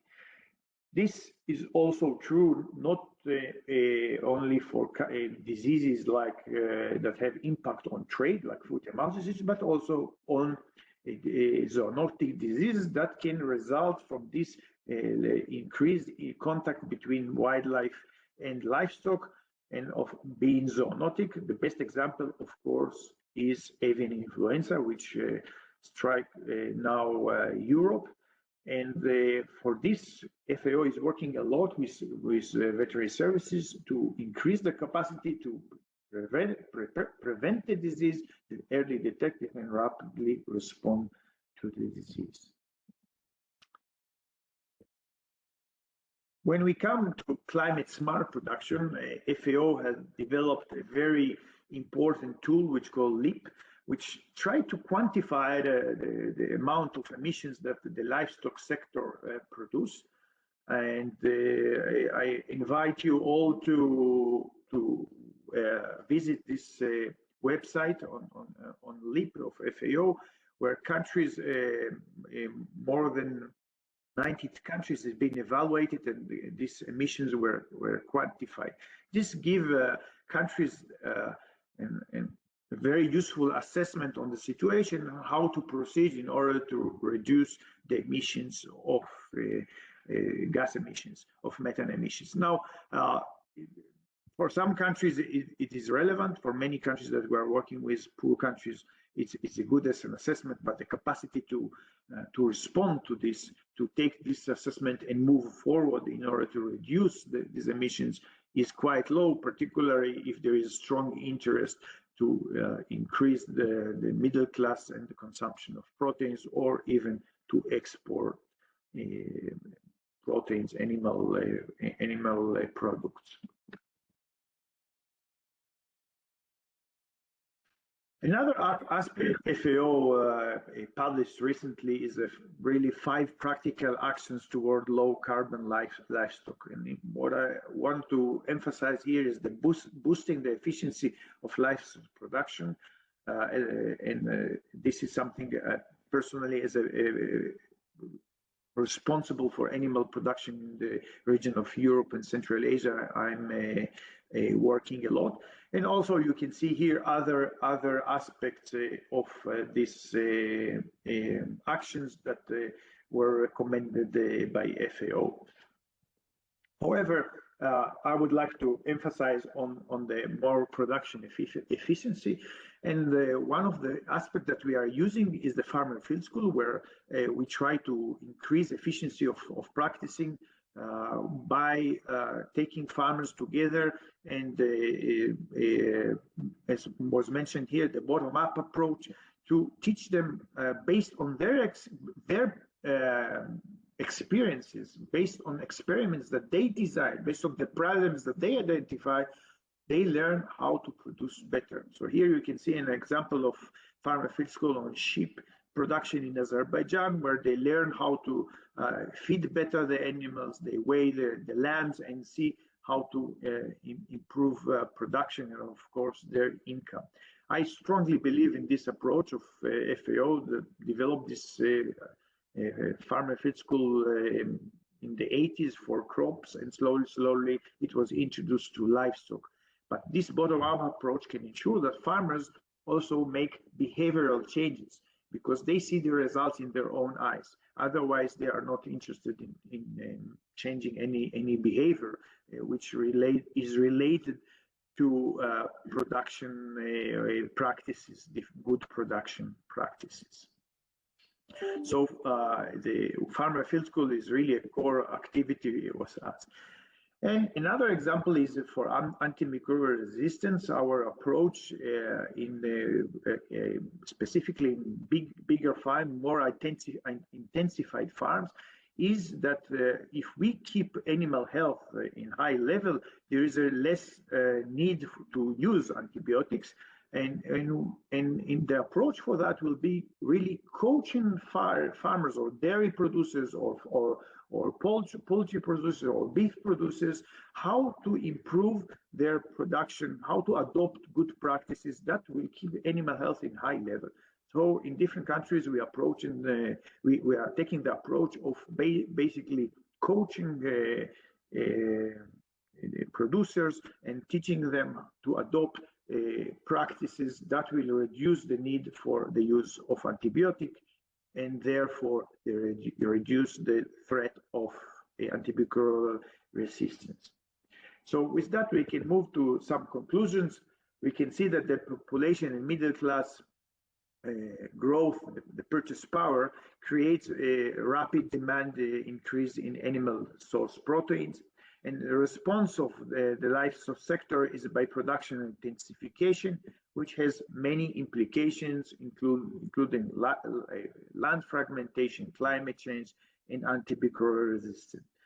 And FAO, as I show you here, acts to minimize these negative impacts through mostly participatory approaches, as well as policies and the other things. But personally, I'm more involved and interested in the participatory approaches that FAO is adopting, trying to implement them in the region.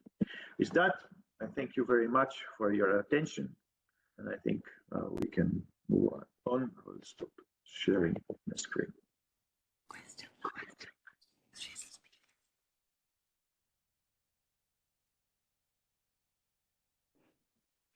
Thank you so much, Aaron. And thank you again to all of our speakers today for everything that you've been able to share with us. And even as a continuation from last year's seminar, I was informed we do have a couple of questions. Hannah, I believe that you have one for Pierre, so I will let you go ahead and ask that question and we can start the discussion.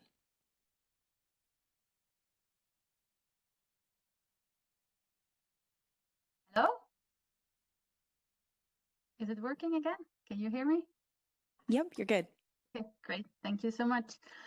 Yeah, so I was thinking, Pierre, thank you for your presentation. I was thinking a bit about the part that you presented on the economic part, because actually, if we look at the biomass flows, we see the opposite results. We see, like, for example, the paper from Amotet, we see roughly speaking, especially about the animals that you were referring to, like broilers or pigs, that it's in general like 2 kilos of protein they need to get 1 kilo of protein out. So that was a bit, well, then you see with the economic flows, it actually goes the other way around. So for me, that was actually quite shocking to see, because that, for me at least, shows how the economic flows are not in line with the environmental goals. So I was wondering how you think about that.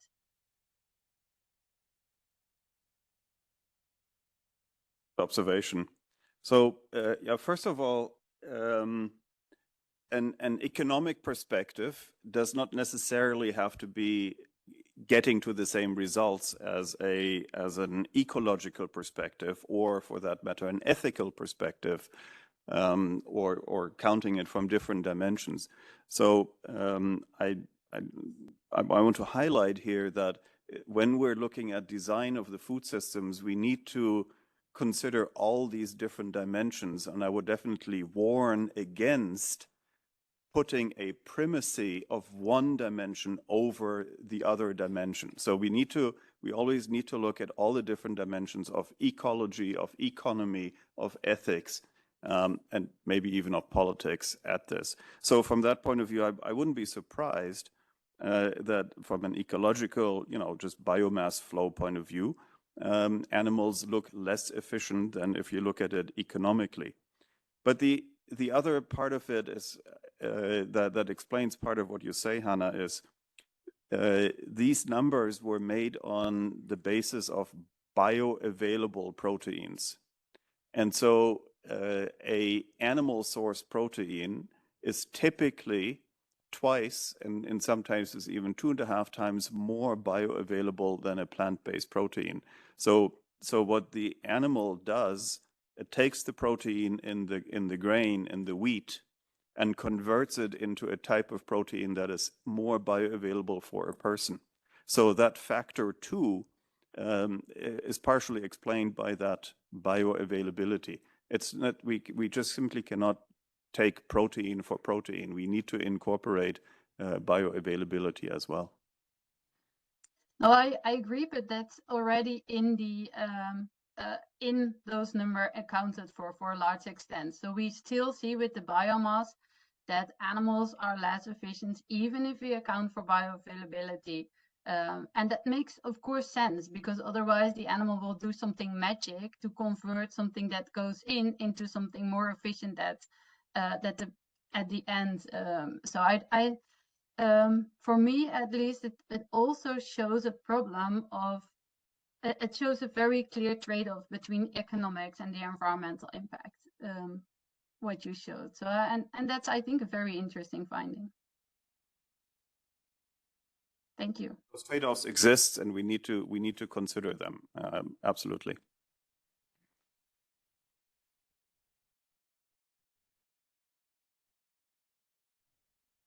And we have another question here.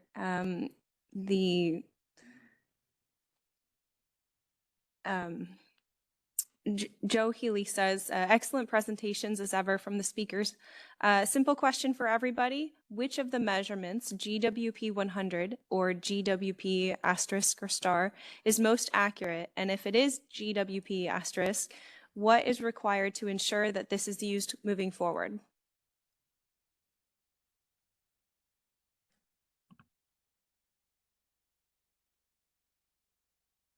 May I try an answer on that?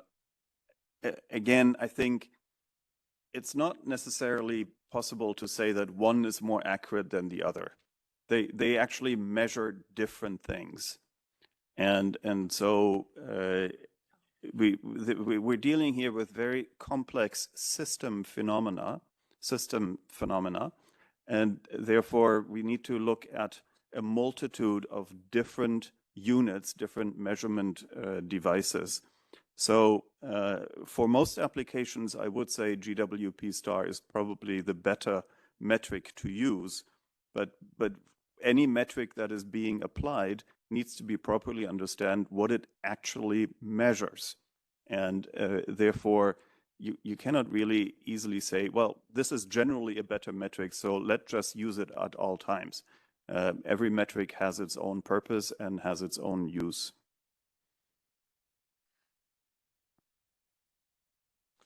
Thank you very much, Joe, for the question. 6 weeks ago, there was a paper published by 9 authors from 9 of the top institutes in the UK, actually supporting Professor Miles Allen. It's the first time I've actually seen such a collective of global institutes within the UK coming out and saying, actually, we haven't got this right. Their key recommendation, they recognize the process that the United Nations and IPCC are going through at the moment.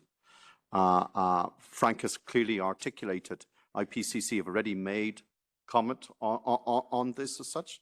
So what they have asked is that we should report against both until IPCC make a decision.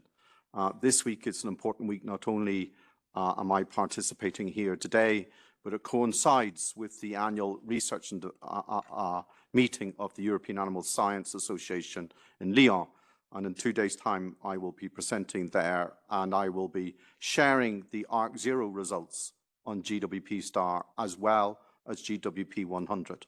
And I can tell you, Joe, they make very interesting reading. Our desire in ARC0 is to be transparent. Our plan is to report against both, and then let's hope that allows the public debate to be more balanced, with the hope that IPCC eventually make their final determination about which way are they going to look at biogenic methane and how are they going to count it. I agree with what was said. I think that what we're really after is the impact greenhouse gases have on warming. And GWP 100 doesn't tell us that. It tells us what the CO2 equivalent units are, but not the actual impact on warming. GWP star does express the impact on warming, and that's why I prefer it. But I also agree that because GWP 100 has been used for decades and everybody is used to it, it will not just go away. It will continue to being used, and I would favor a dual accounting with both, really, GWP 100 and GWP star. But GWP star, in my opinion, is clearly superior. It tells us, and it tells particularly our farmers, what they have to do in order to become climate neutral, and when in the future they can be there, which tools to use, and so forth. And that's why I clearly favor it.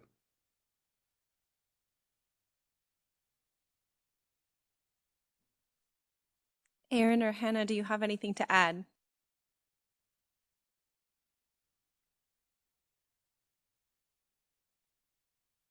I'll take that as a no. Okay. So I guess at this point, I'd like to open questions to the floor, or any of our other attendees online. If you have any questions or even comments on things that you can share.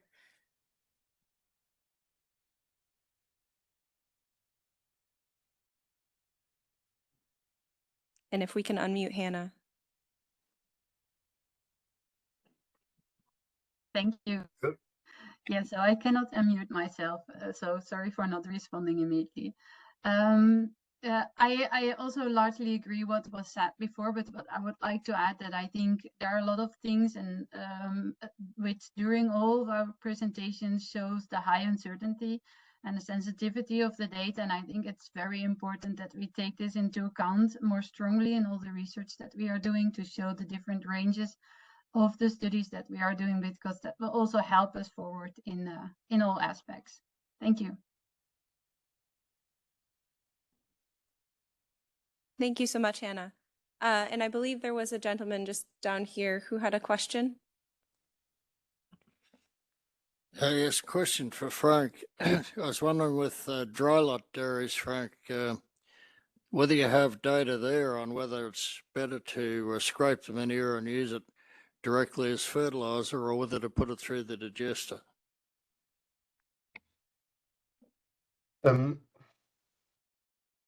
We actually, by and large, don't use it in a digester. For the most part, the 200 plus dairies that have started using covered lagoons use liquid storage.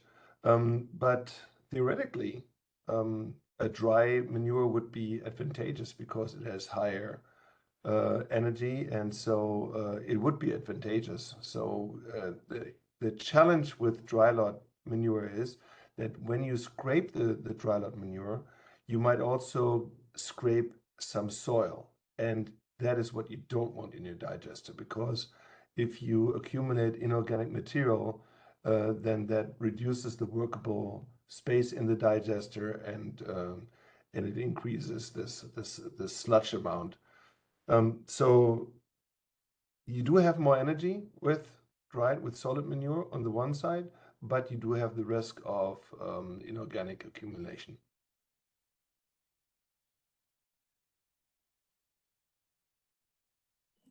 So if you have a dry lot situation, beef or dairy, what's your recommended approach to minimizing emissions? So one of the major approaches is always the enteric approach, because that's where the majority of methane comes from in these situations.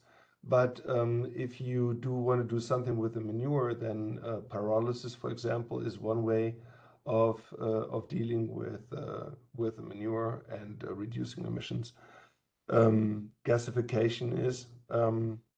The challenge is always what I just alluded to, and that is you do not want to get inorganic material into whatever kind of manure technology you use. Dry lot corrals are generally a much lesser issue with respect to emissions, particularly methane emissions, than liquid storage situations. So there's relatively little methane coming from a dry lot corral and from dried scraped manure than there is from liquid manure.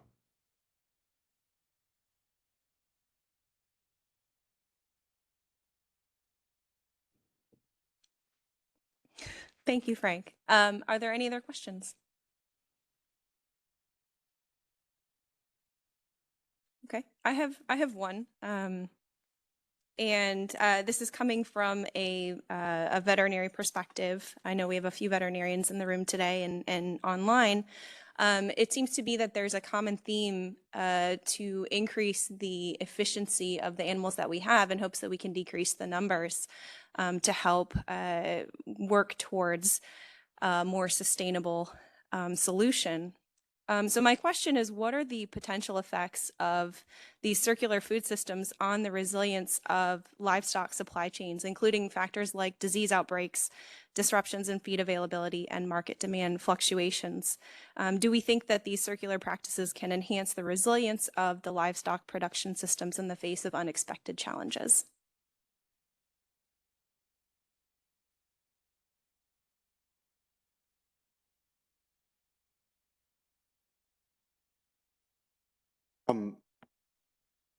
All these systems, there are different ways of approaching this. I had the privilege when I worked with Devonish to lead a research program where we looked actually of diversity of feed into the animals. And so we kept genetics constant, but what we found is by giving, lo and behold, ruminants are like humans. They like a diverse diet of nutritionally dense food. So in our case, in Ireland, we are grass-based agriculture, predominantly a monoculture of perennial ryegrass. But by putting herbs and legumes, we got a 17% improvement in beef production. We got a 32% improvement in lamb production, just because we put diversity. But at the same time, we had a 300% fold increase in earthworm populations. Water penetration of the soil went up by 14 times. And we reduced our greenhouse gas intensity per kilo of beef by 26%. So I think there is far more that we can do in a biological circular system on farm before we have to go beyond that. And maybe we haven't looked at the nature-based solutions. People say you can't look at a nature-based or regenerative agriculture solution and increase productivity. We did. And we reduced our fertilizer application by 70% by doing that. But getting biology to do the heavy lifting. In our case, the big switch was going from grass-based agriculture to a mix that included legumes, that took nitrogen out of the sky, fertilized then the herbage, but then seeing how the animals responded. And if we look then at some of the things, like we have big problems with resistance of parasitic worms in sheep production, for example. We eliminated any need for parasitic worm drenches because we actually found that some of the herbs had their own natural anthelmintic benefits as such. So I'm very passionate about a circular system within the farm. I'm very passionate that actually animals will respond. And we've got evidence. We had 5 PhD students. Those papers will be published in the next 6 months that will actually put that into practice and show scientifically that actually circular agriculture can deliver within the farm without then looking at some of the more intensive things that people say. And we were able to do that, deliver water quality, deliver segregation, deliver biodiversity, but most importantly, increase the output of nutritionally dense and diverse food.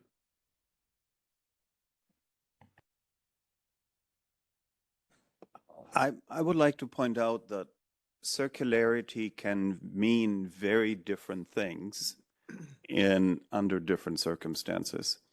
So the system that John is you know, I almost dare say perfecting in Northern Ireland is fantastic, but it's not going to work in Nairobi in Kenya, right?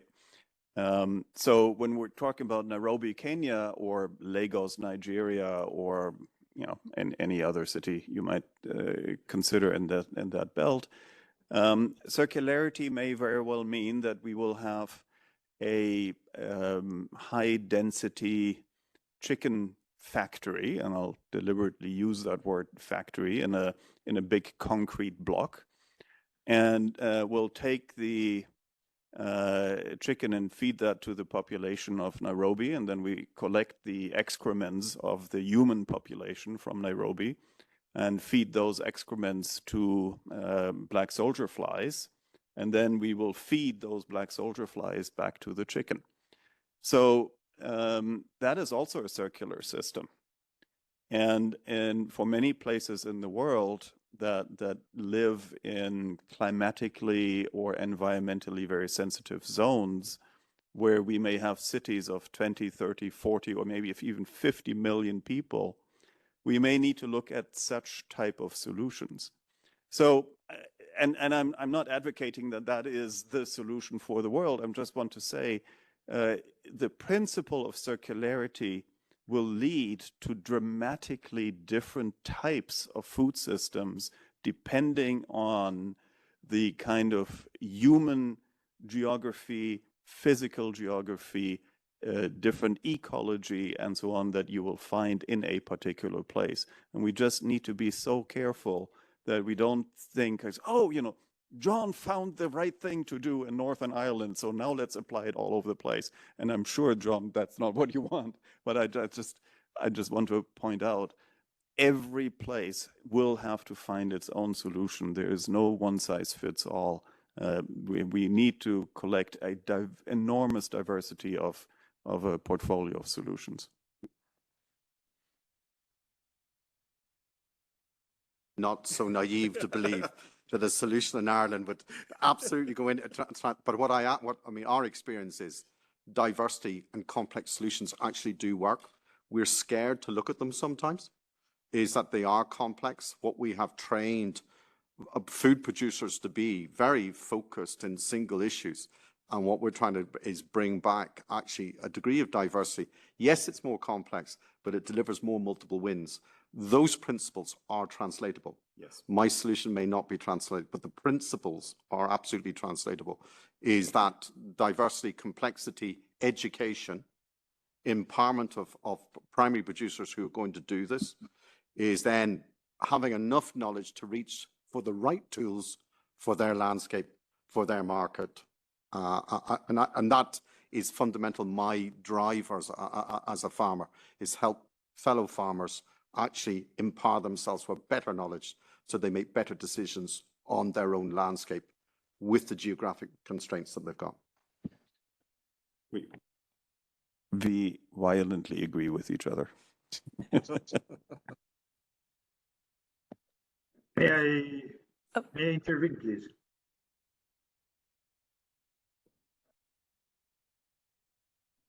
Go ahead. Well, I want to respond to the circularity concept that I actually think that when you say that no size one size fits all, it's the example you gave about Nairobi and Lagos is not the best example, because I certainly think that this kind of example for particularly developing countries has a huge risk of disease transmission, because what all aspects of biosecurity or biosafety are still not there. And this kind of solutions can increase the transmission of very dangerous disease that are often transmitted through excrements. On the other hand, as a person who work a lot with smallholders, I think that the solutions of Ireland and the example of Ireland actually in the last few decades can be an example for many countries, particularly smallholders farms, how to improve their production, and particularly on anti-helminthics management, which on pasture management, which I actually find very interesting, and can fit a lot of production systems even in Kenya and Nigeria, but certainly in Central Asia, for example, or in the Balkans. This kind of reducing the anti-parasitic resistance, which is a huge problem for farmers. I think that this example is a very good one, and I'm thanking you for that. Thank you. Thank you, Erin. I know Hannah has a comment, and then we have one question in the room as well. Thank you. So I agree with a lot of things that were said, like diversity increases resilience. The socioeconomic aspects are super important. At the same time, I would also like to stress that it's important to look at those different regions and then to sum up the total environmental benefits of it to actually see, are we still in place of reaching the different goals? So actually having this local perspective, and then at the same time integrating that in a global perspective, so we also know that we are reaching both local and global goals. Thank you so much. Thank you, Hannah. And I believe Australia had a question. Yeah, thank you. John, actually, I wanted to come back to just the example that you were talking there about and share. You mentioned about sharing this knowledge with other producers, and take on point your point, Per, about having different solutions for different countries and regions. I think maybe a common challenge we all have, though, is how do you actually get producers or farmers to adopt a practice change? And I'm interested in how you take, John, if you've got any strategies of how you've taken the demonstration, which is showing great results, and what strategies are in place then how do you get that to happen at scale? So I'm just interested in any thoughts or how different regions are doing that. I've been very fortunate in my career. I've been asked to deliver solutions at a farm and at a nation level. I mentioned that both of my work on the Soil Mission Board for the European Union, but I think the one I'm most proud of is actually the Northern Ireland Soil Nutrient Health Scheme. So that's at a regional scale. Okay, Northern Ireland is very small, but we've got 25,000 farmers going on a journey here, of which we're doing quarter of Northern Ireland at a go, and the first quarter is already done. We got 92% farmer take up. The second zone closes for application at the end of this month, and I think we've already got 70% already applied for it. So obviously we're doing something right that we're getting that scale. And the principle of that is actually about talking with farmers, not talking at farmers. So the concept is we're going to empower you with better knowledge about your own farm, so that we put our confidence in you. We're not here to threaten you. We're here to empower you so that you become an even better farmer than you are. And showing those multiple benefits. And, you've got some good case studies in Australia too, And, I was greatly taken by, I was shared a very good case study of the first farm that got successfully through the Australian Carbon Credit Unit scheme, and how they completely changed the regenerative approach to how they graze cattle, but how they put baselines in first, changed their behavior, did baselines again, and got tangible results, and were then able to take that through to the government and get it verified because of the robustness of the measurement. Now, I'm sure there are an awful lot of Australian beef producers out there watching what has happened there. Because I find with farmers, once one or two get through and they get their head up, do you know something? Farmers are very good at looking at their peers and following that example. So there are some very good case studies in Australia. I can't claim the credit that we've got them all sitting in Ireland, I have to say. But that is about taking an approach that empowers farmers and allows them to become better farmers. It's a talking with rather than talking at. And too many times in policy and these high-level debates, it's very rare there is a practicing farmer in the room. So I compliment today, there is. And that actually our side of the conversation, because what you'll find is most of them are actually very bright. They may not have a great education, but they're very bright and they're entrepreneurial.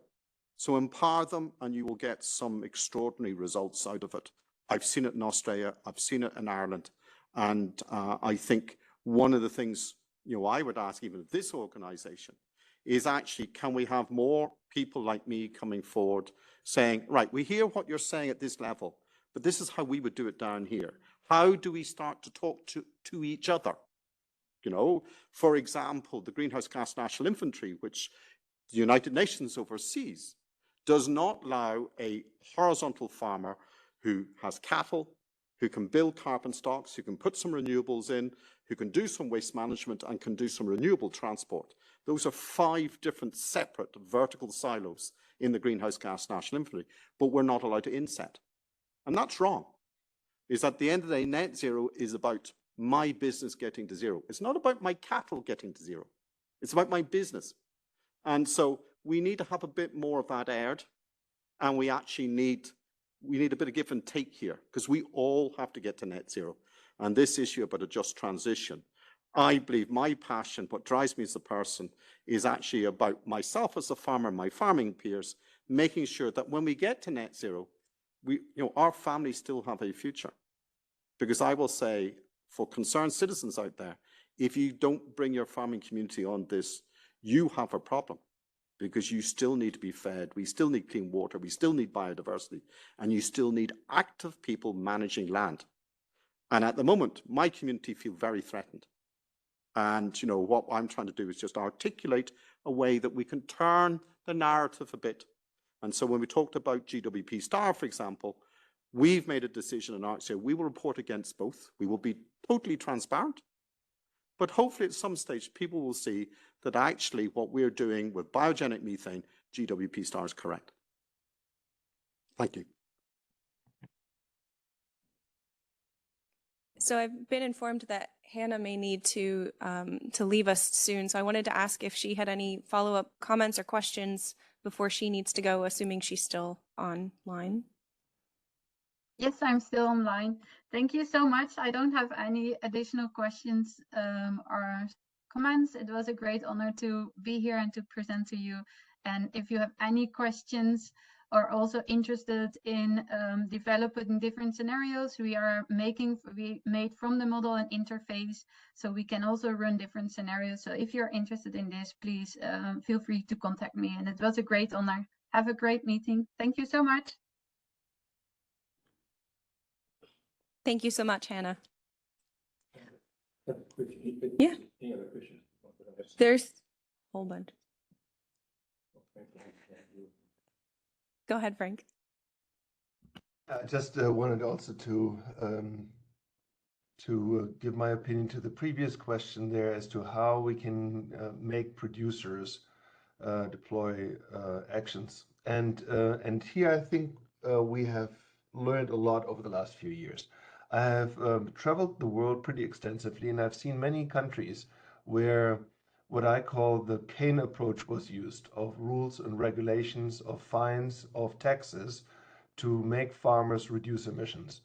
And I have to say, whether that's in European countries or in New Zealand, and other places, in my opinion, the cane approach is not very effective.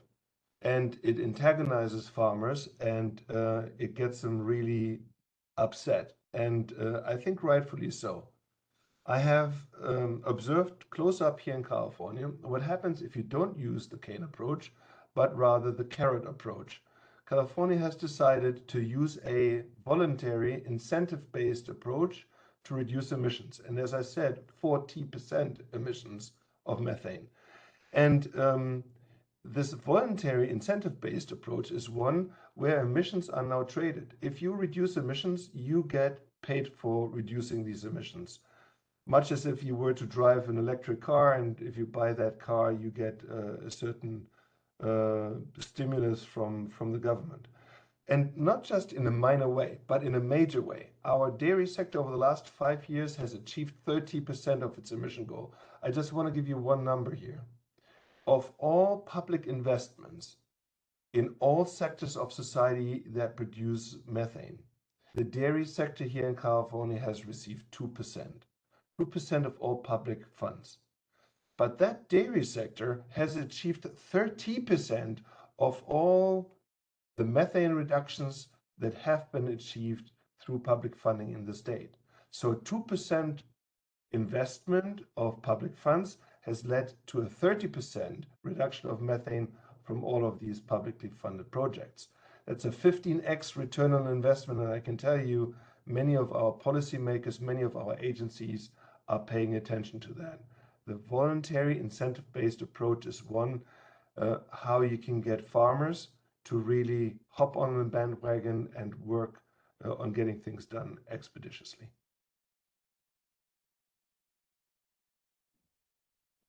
Thank you so much, Frank. Ian, you had a question. Thank you. I just want to make a comment. I have one regret. My grandfather and my great-grandfather and my father are not alive to participate in this forum, because I grew up on a farm as a young man, and their philosophy and their training to me was healthy soil, healthy grass, healthy cattle, healthy production. It's all about water quality and management, farm management, managing the farm. Now, they didn't understand the science necessarily, but they understand the benefits. So when we're talking about how do we engage with people to, I guess, improve their efficiencies, reduce their footprint, etc., I just think it's back to that engagement and understanding of farmers and producers, and the goodwill. And I agree with what Frank said. Irrespective, often mandatory things have a negative outcome. And we're all guilty of that. I mean, if somebody says I can't do something, particularly when I was young, not so much now, I'm more obedient, but when I was young, it was just a temptation to actually go about and do it. So I just pass it back to you to sum up, but I want to say I'm grateful for what I've heard today. It's wonderful.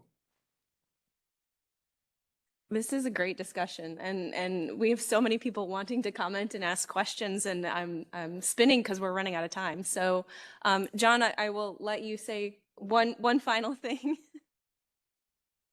Can I just say, I'm not a fan of mandatory either, but I tell you what does work is having one set of rules. Correct. Okay, and I'm acutely aware where I'm sitting today and the role that this organization has. Is at the moment, we have got a Wild West in many parts now because people are coming up with their own private initiatives with different rules, different verification. And I do think there is a role for this organization to play to help put a rules-based system around it. So yes, let it have it voluntary, but let it have integrity. And to get integrity, one system is better than dozens and dozens and dozens. And there's nothing worse for me being told by government I have to do it this way, and by the retail space I have to do it a different way. When they don't speak to each other, then you've got confusion and nothing happens. So thank you for letting me just come back and just make that clarification. So at this point, I know we are technically over on time. I'm going to ask Marit if I should. Maybe you can take that question and then we move Okay. to the next part. Okay. So Joe had a follow-up comment, I guess, following his initial question earlier. He says, I think what Pierre said backs up the debate that national targets and ceilings can and will lead to carbon leakage. Each food should be produced in areas that are most emission efficient in producing that particular food. I'm a dairy and cattle farmer from Ireland, but I'm trying to be pragmatic here as opposed to political. Following on from John's words on their experiments with multi-species, I did a grass walk this morning and actually took pictures in a field where I didn't apply nitrogen. The clover areas were a rich green and measuring 1,500 kilograms of dry matter per hectare, while the monoculture ryegrass had a yellowish, hungry look about it and only measured 1,000 kilograms dry matter per hectare. So I will share that. And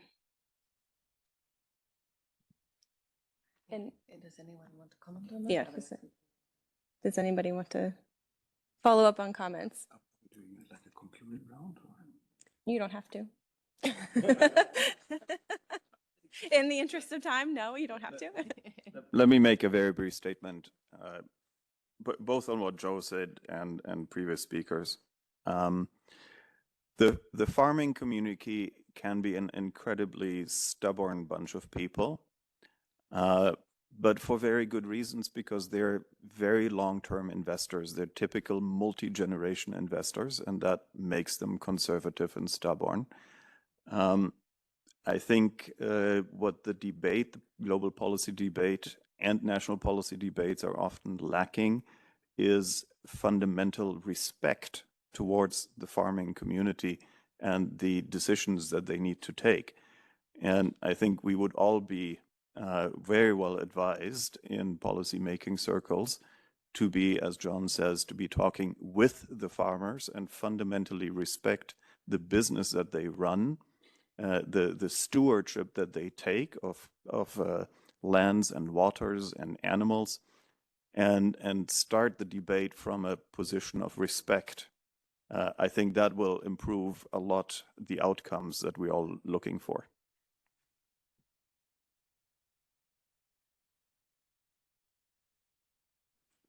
Any other comments related to that? No? Okay. And we did just get another question in. I saw in Mr. Gillian's presentation the tool AgriCalc was used for calculation of impact. I know there are other tools used around Europe, for example, the French Cap2er. Would it be better to have one tool chosen by the EU to be used in all of Europe? Certainly, at the moment, I could access probably 60 tools at the moment. And this goes back to my previous comment, is actually the more we have, the more confusion we've got. I used AgriCalc for 5 reasons. One is it's independent.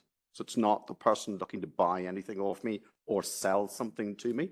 So it's independent. It is accredited both to ISO and to the British Standards Institute. So that's the second reason. Thirdly, it looks at my whole business and not at a product. Because I don't just produce one product, I produce many products. And if you don't do a whole business footprint, you can double count or not count at all.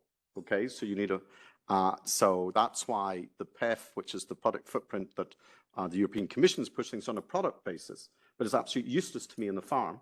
I need a business tool. Thirdly, or fourthly, it adds carbon sequestration. It reports on GWP star as well as GWP 100. And lastly, it's backed by a science institute. Because as we go on this journey, we will create more data. As we create more data, we'll get more answers. We need a calculator provider to smarten our calculator as that more data comes.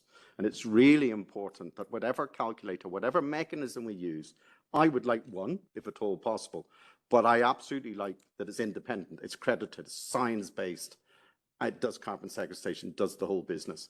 And that's why we have chosen AgriCalc, which originated from the Scottish Rural College in Scotland, which is totally independent. And therefore, it does what I need, is it gives me independent verification so that the consumer buying my products actually knows I'm on a journey of integrity. And that is key for whatever journey we go on. Thank you, John. Any other comments, questions? Oh, yes.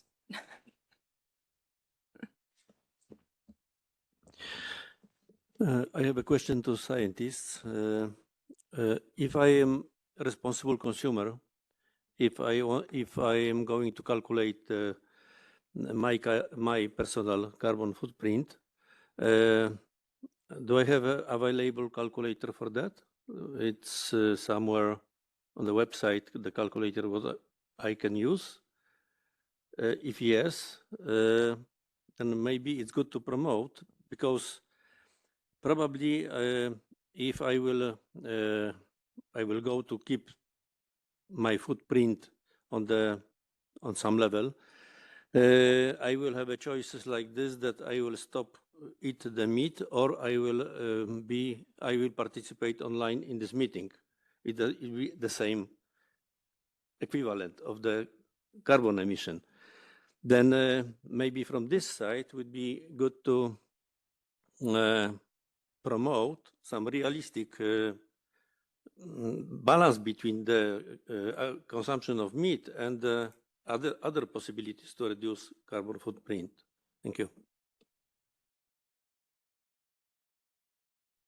I can tell you which one for sure not to use. That's the BBC calculator. It is so deeply flawed that it's beyond salvation, so do not use BBC.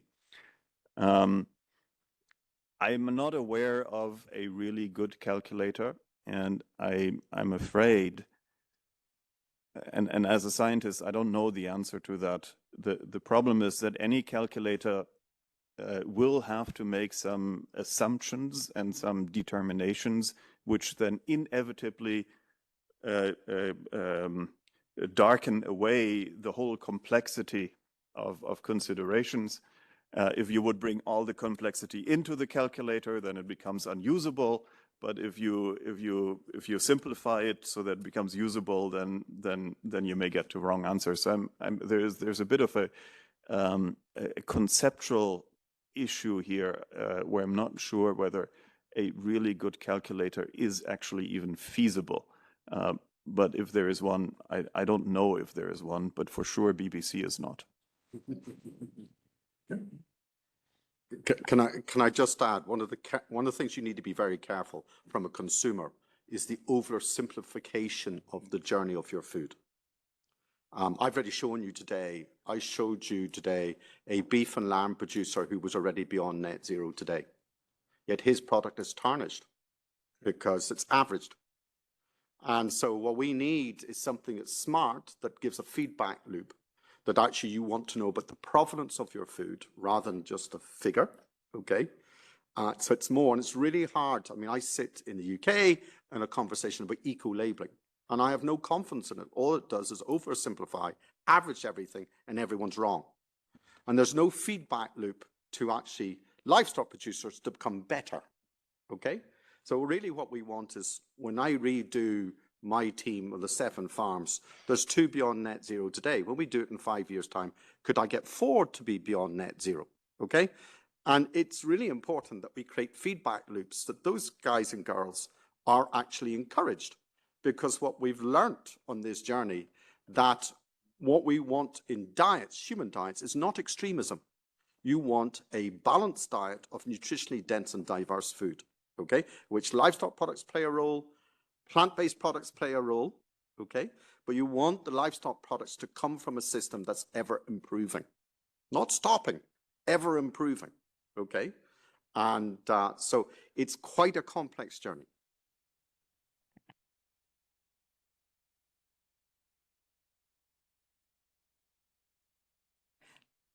Just 1 second. I just wanted to let everybody know that I believe Aaron needs to leave. So I just wanted to say a final thank you to him for his participation today. I think we have time for maybe one more question, and then I know we have 2 more speakers to hear from this morning before we go to break. So please go ahead, and this will be our last one. Okay, data, what we have on the European Commission website or European Parliament, I don't remember, mentioned that the gas emission, the emission from the livestock production is more or less 7% of European emission. Then from the beef, I like beef. From the beef, probably is maybe 4. Then I like beef. And I feel, and if I feel responsible, probably I will not reduce the meat consumption. Maybe I will use the public transport sometimes. Then I think the good calculator, which will show exactly what's the source of the gas emission, what I am doing, would be helpful to compare. If we, for example, we watch the initiative Cities 40, and they have an idea in Warsaw reduce consumption of meat from 76 to 16 kilo to 2030. Why they feel responsible and using and make a pressure for me? Where is my freedom? It's also ideas that maybe 1 flight in 2 years and also 2 T-shirts 1 year. It's ideas like this. If I will have a useful calculator, which is well done by the scientists, probably I will have a choice. And for sure, I will not reduce the meat consumption, even because of the nutrition composition of my diet. Then it was a question to you, maybe it's a time to work on it, just to design the good calculator.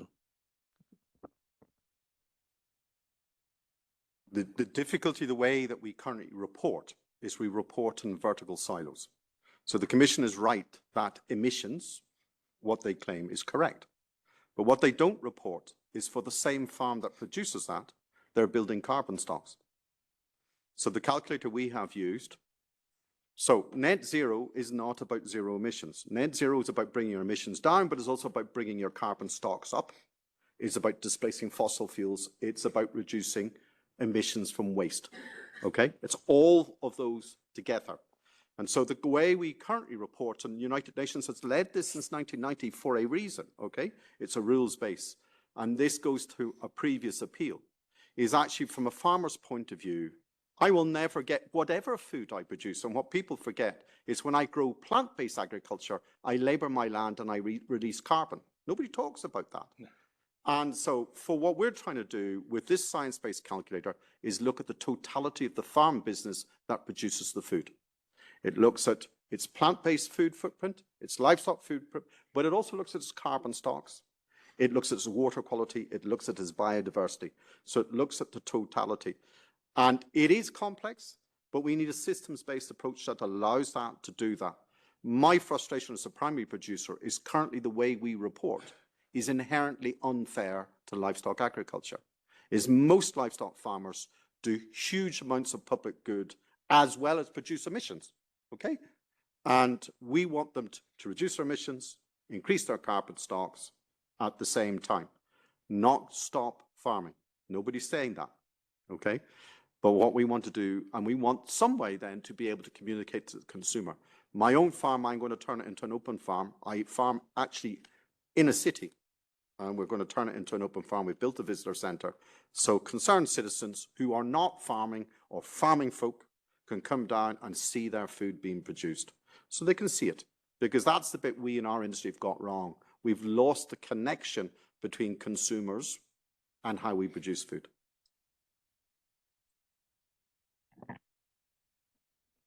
Thank you to everybody. This has been a very stimulating conversation, and I very much appreciate all of the speakers today for your thoughts and everything that you've been able to share.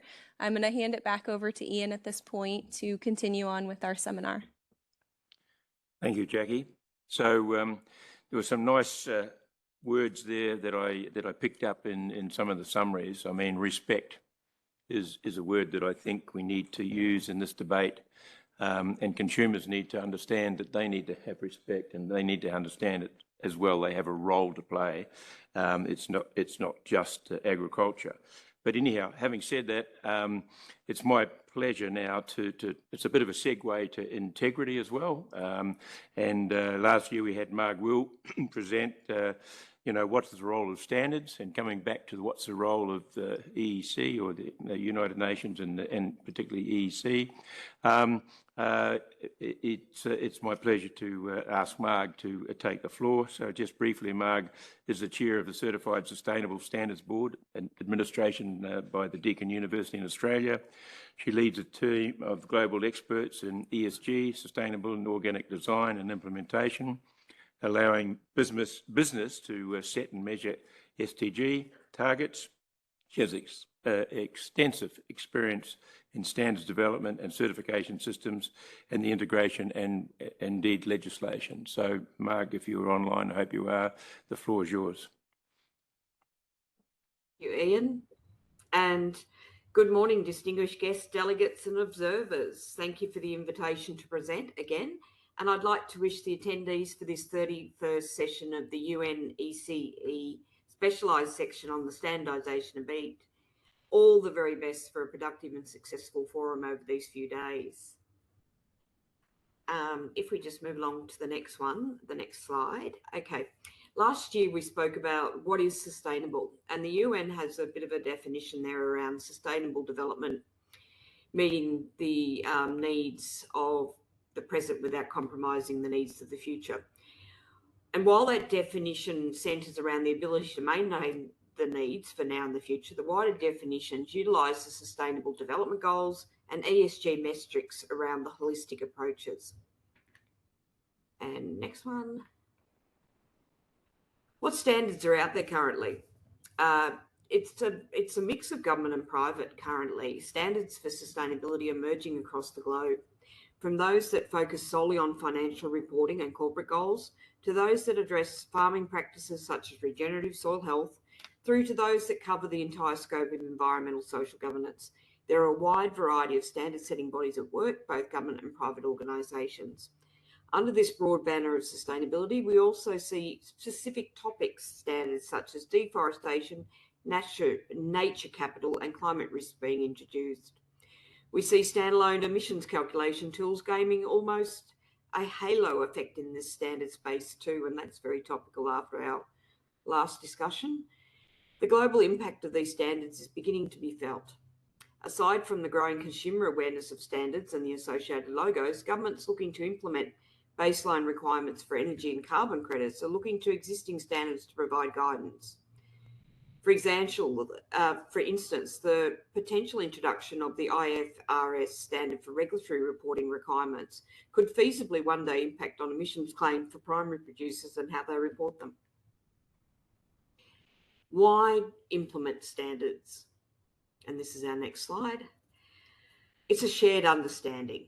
We've spoken at length today, and this has been great to listen to these discussions around around what are the definitions and what are we talking about. A standard gives a baseline definition and sets the goalpost in which to make a claim. For example, reference standards such as ISO 14064 and the GHG Global Protocol have allowed individuals, organisations and governments to understand and develop targets and goals around emissions for the past decade. As the world moves towards meeting the Sustainable Development Goals, there continues to be the need to define and refine terminology and methodology through standard development. And today we've touched on briefly some of those terminologies like net zero. We've got carbon neutral and we've got climate neutral. So there's a real need to understand exactly what these definitions are. Standards also give you integrity. Meeting a standard gives the basis for integrity and market confidence. Underpinning that standard with a robust system gives those accredited the assurances to continue to implement that standard into the future. And we talk about consumer confidence around claims. If a standard is referenced and a logo used, countless studies show right throughout the history of organic and other claims show that consumer trust is restored. Next slide. What makes a standard robust? And this is following on from last year's conversation.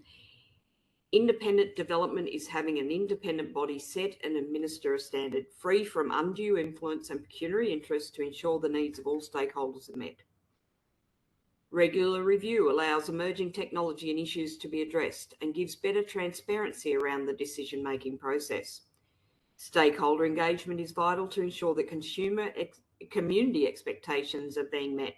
The ability for any stakeholder to submit an application for amendment is just one simple way a standard can meet the wider community expectations. Strong system of compliance. At a minimum, compliance to a standard must be third-party audited with independent review following certification procedures, in line, for example, with ISO 17065. Next slide, please. Let's talk about outcomes. We talk about a lot about processes and procedures and the mechanisms, but let's talk about what are we actually aiming for here. We're aiming for outcomes. The difficulties with evaluating goals and targets has been recently highlighted in the media as more corporations look at previous targets and how they will meet those. The introduction of accreditation to a robust sustainability standard that requires assessment of performance and continual improvement on a regular basis provides encouragement to measure and monitor, including requirements for reuse, recycling and energy efficiencies through the total supply chain, meeting circular economy targets and outcomes. If we talk about risks, the risks to sustainable standard development need to be highlighted. This is exactly, I think, the same slide I ran with last year, and I cannot emphasise this enough. Market access issues can, in fact, hinder the very principles of sustainable development goals and the standards that are developed. And standards that are developed with only one regional country in mind risk failing to understand the regional variances that exist around the globe. The potential for greenwashing from standards that lack robust systems will erode consumer confidence, as too will fraud. Just as an aside to this, to combat this threat, the Australian Competition and Consumer Commission, which enforces the Australian Consumer Law, has recently issued a report on verification of environmental and sustainability claims, with the Australian Security and Investment Commission prosecuting companies for failing to provide validation of ESG claims. We're seeing quite a bit of action around the globe with legislators and regulators starting to say, hey guys, we need some backing on this. When you make a claim, you need to be able to validate, verify it, and essentially back it up with some form of system behind it. There's some really interesting EU legislation in the pipeline as well at the moment around all of this. The other thing that is a risk to standards development in this space, stagnation. Unable to identify and adopt new emerging technologies as they become relevant will render any sustainability standard irrelevant. Confusion with policies.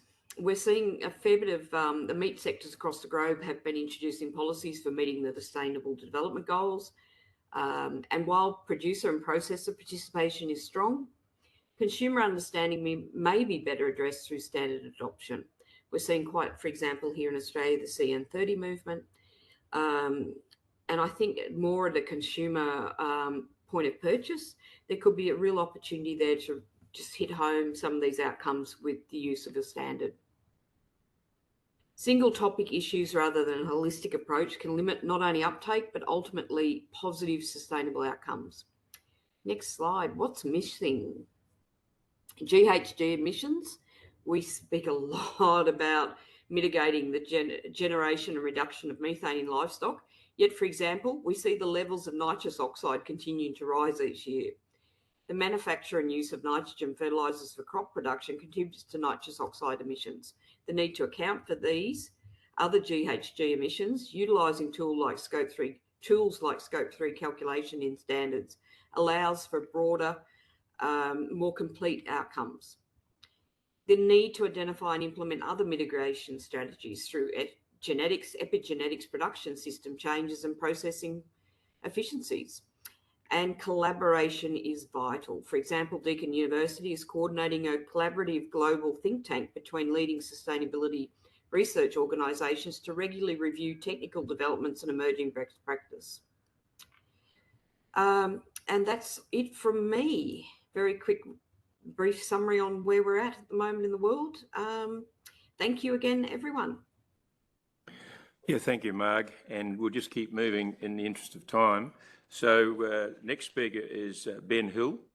So Ben, I hope you're online. A brief introduction here is Ben is very active as a producer, if you like, in the livestock sector, very active in the what I'll call the arid production sector of Australia, very remote areas, and very much involved in genetics and genomics in ensuring the sustainability and meat quality.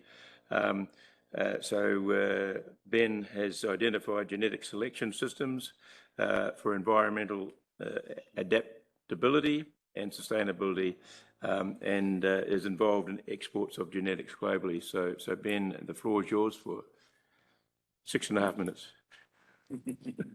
Ian, I hope everyone can hear me clearly, and a pleasure to be speaking to you this evening here in Australia. What I'm looking at is the role that genetics is going to play in the future with sustainability, and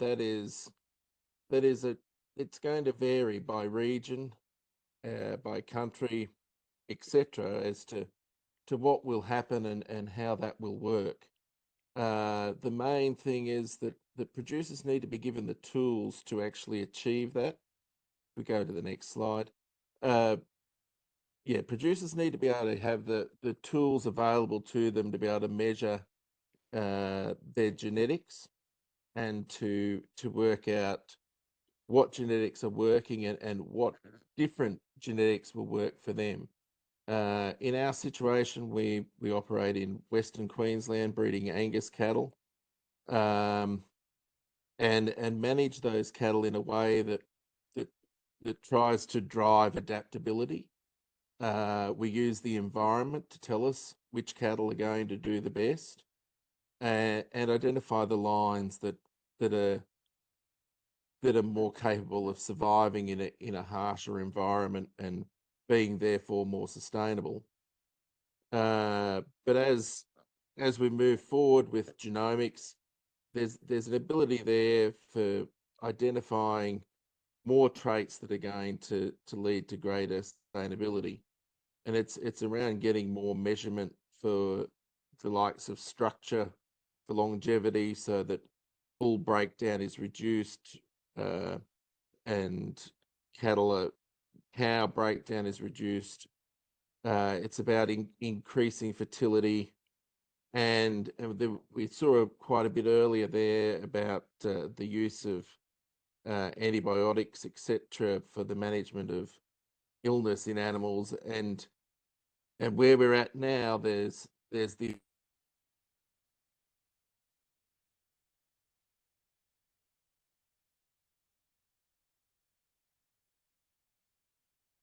greater pest and disease resistance, and those factors going forward are going to play a major role in genetics and what genetics can actually do in the sustainability space. Next slide. So, as I said before, it's about giving producers the tools, and it's having the right tools.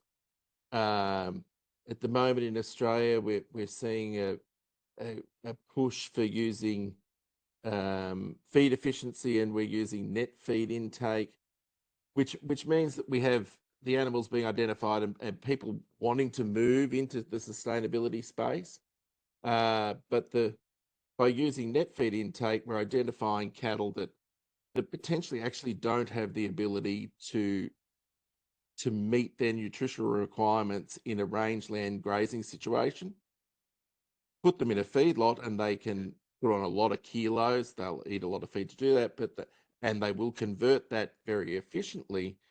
But they actually don't. They're cattle that don't actually have the ability to do in the rangeland grazing situation, and so you're losing the sustainability. People think they're gaining sustainability, but they're not in doing so. And it's then also looking at the ability of genetics to move and be in different environments. So that's looking at heat resilience and studies, and there's genomics sort of coming to the fore on that at the moment. It's the effect of the gut biome, and studies on that recently have shown that could play a very major factor in identifying animals that are going to do a better job. And then it's also making sure that we maintain a meat quality that is nutrient dense and produced efficiently. So I suppose one of the things that comes to mind is that if you're somewhere where it's sort of that it's going to change, and it changes rapidly, and new technology will change what you can do. It could be that for the likes of somewhere, if you're reliant on housing cattle for a certain amount of the year, that it may become that it's more efficient with current technologies to actually genetically select for twinning and AI with sex semen, and have less inputs but more output, and move forward in that way when you're managing cattle in a situation where they are quite intensive. In a situation, in a rangeland grazing situation in Australia, it's likely that it's going to be reducing the amount of time that cattle take to get from birth to slaughter. And some of that, it's potential that some of the current production systems may need to change or be looked at. And in Australia at the moment, we have we're sort of tied to a lot of time on feed determines when an animal goes to slaughter. And it may be that some of those animals, it's actually more identifying animals that can get closer to a slaughter requirement just on rangeland grazing, and then have a minimal time on feed to then produce beef. So yes, there's a number of things that genetics will play a role and change how things are done. Thank you, Ian. Thank you, Ben. And I saw the heading there, research, and I guess in 2 minutes the chairman is supposed to make some profound statements and wrap everything up. But fundamentally, if I was going to be profound, I would just encourage everybody to continue what they're doing. Research and data and more information is gold in identifying the production systems at work, identifying the consequences of various regimes, and most importantly, at the end, I guess if I was being profound and making a statement, when COVID came along, it was a pandemic that was global, and it taught us something, and that was we're all in this together. And my encouragement as chair of this group is to work together. We are in it together. It's in the interest of the human race. It's in the interest of everybody on this earth at the moment to work together to resolve the issues that we're confronted with. And the only way we do that is literally to pour money into research, work with the producers, our processors, work with consumers as well, because there's a big void in the understanding when it comes to consumers. And sadly, in some areas of the world, there's a perception that farmers are bad people. And yet, if you really look at the bottom of it, generally they're the salt of the earth, and they're actually trying to do their best with the knowledge they have. And if they don't have the knowledge, then it's incumbent on us to ensure that we have the education process to deliver. So look, we're pretty much bang on time. I think lastly but not leastly, my influence would be this is, again, something that is extremely valuable. We may have differences in views, and we would encourage that, because at the end of the day, that's where the benefits come from. But again, my encouragement to this forum would be to encourage a similar follow-up type session next year. And I'd only encourage one amendment, and that's to have a longer period of time and be able to embrace in a much broader discussion. I always feel guilty when we've got the best scientists in the world and we've got the best speakers in many cases coming together and we give them some sort of time constraint. So it would be prudent in my mind to reconsider how we handle that next year. And it may even be, dare I say it, a day session or at least a half-day session, a much broader. So thank you everybody online for your participation. I hope, as I have, you've enjoyed the presentations. And again, on behalf of you, absolutely my gratitude and thanks for your participation and for the deliveries that we received today. So thank you. 1 minute to go.